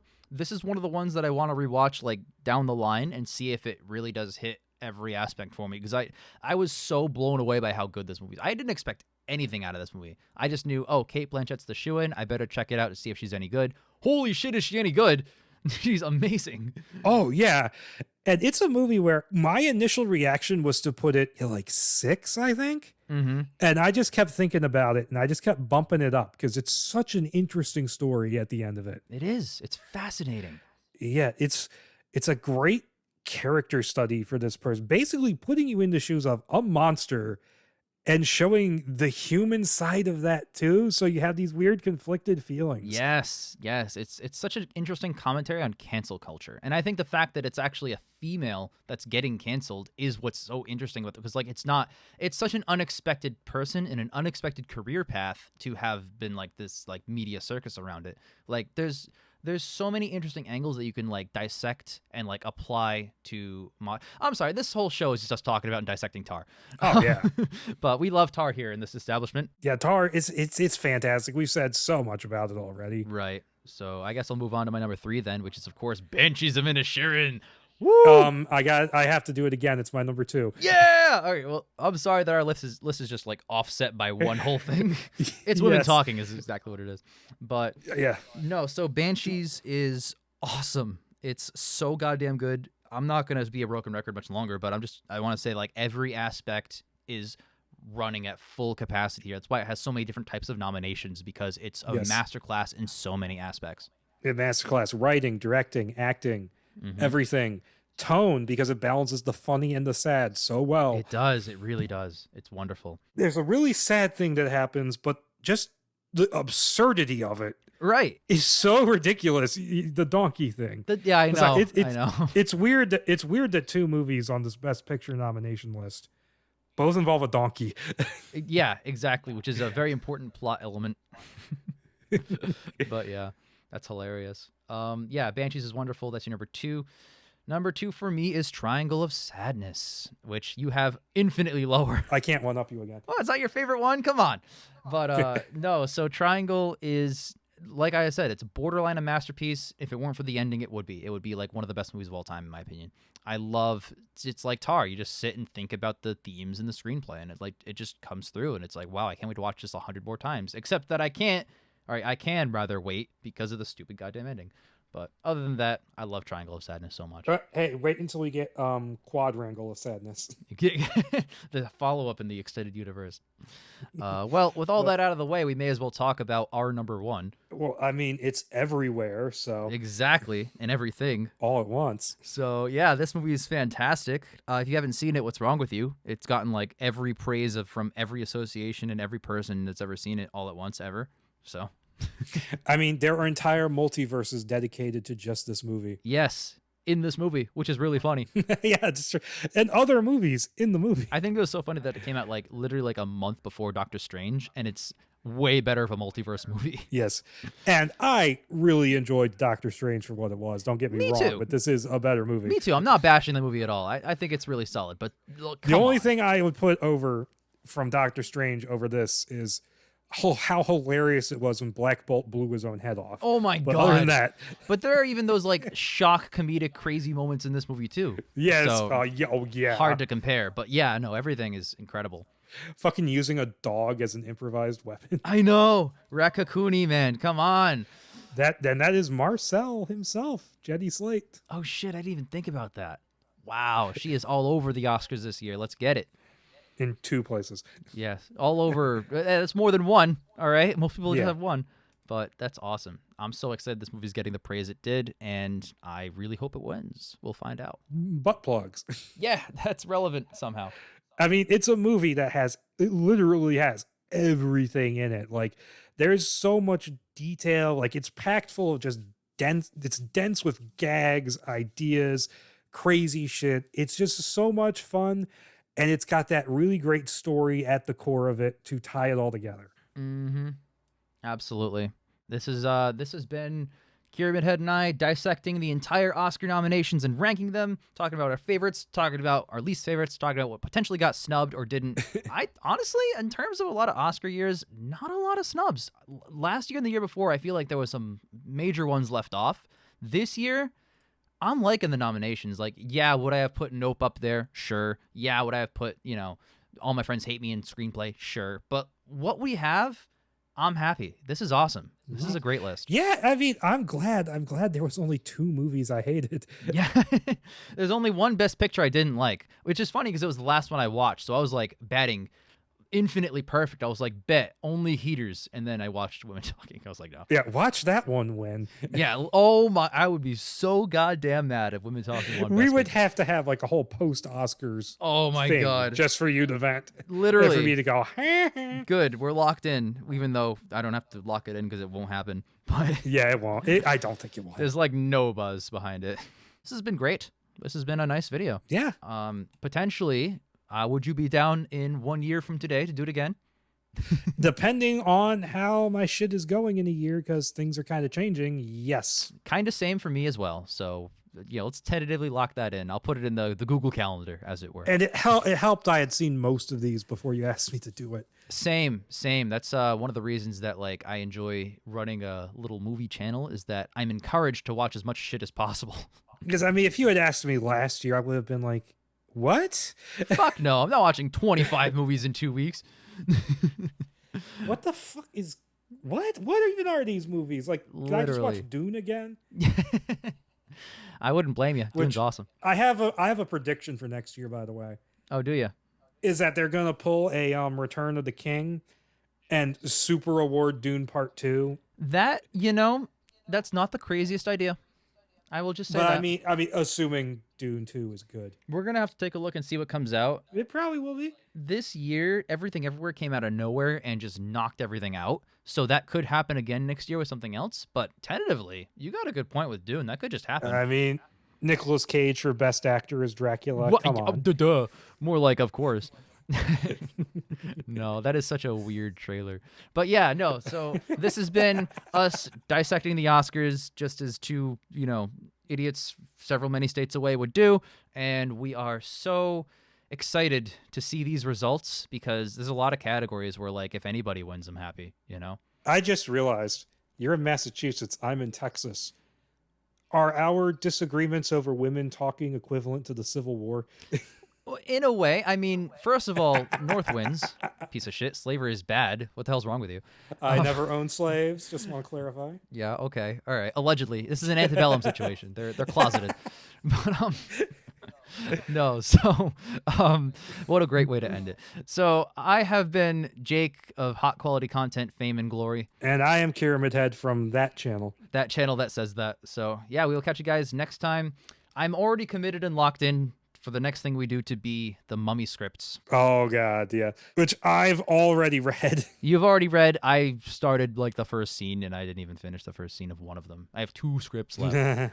Oh my goodness. I'll get there. I didn't say when I'd get there. So yeah, that's real tortoise in the hair energy right there. You're goddamn right it is. But no, we'll catch you guys next time. Bye. Bye.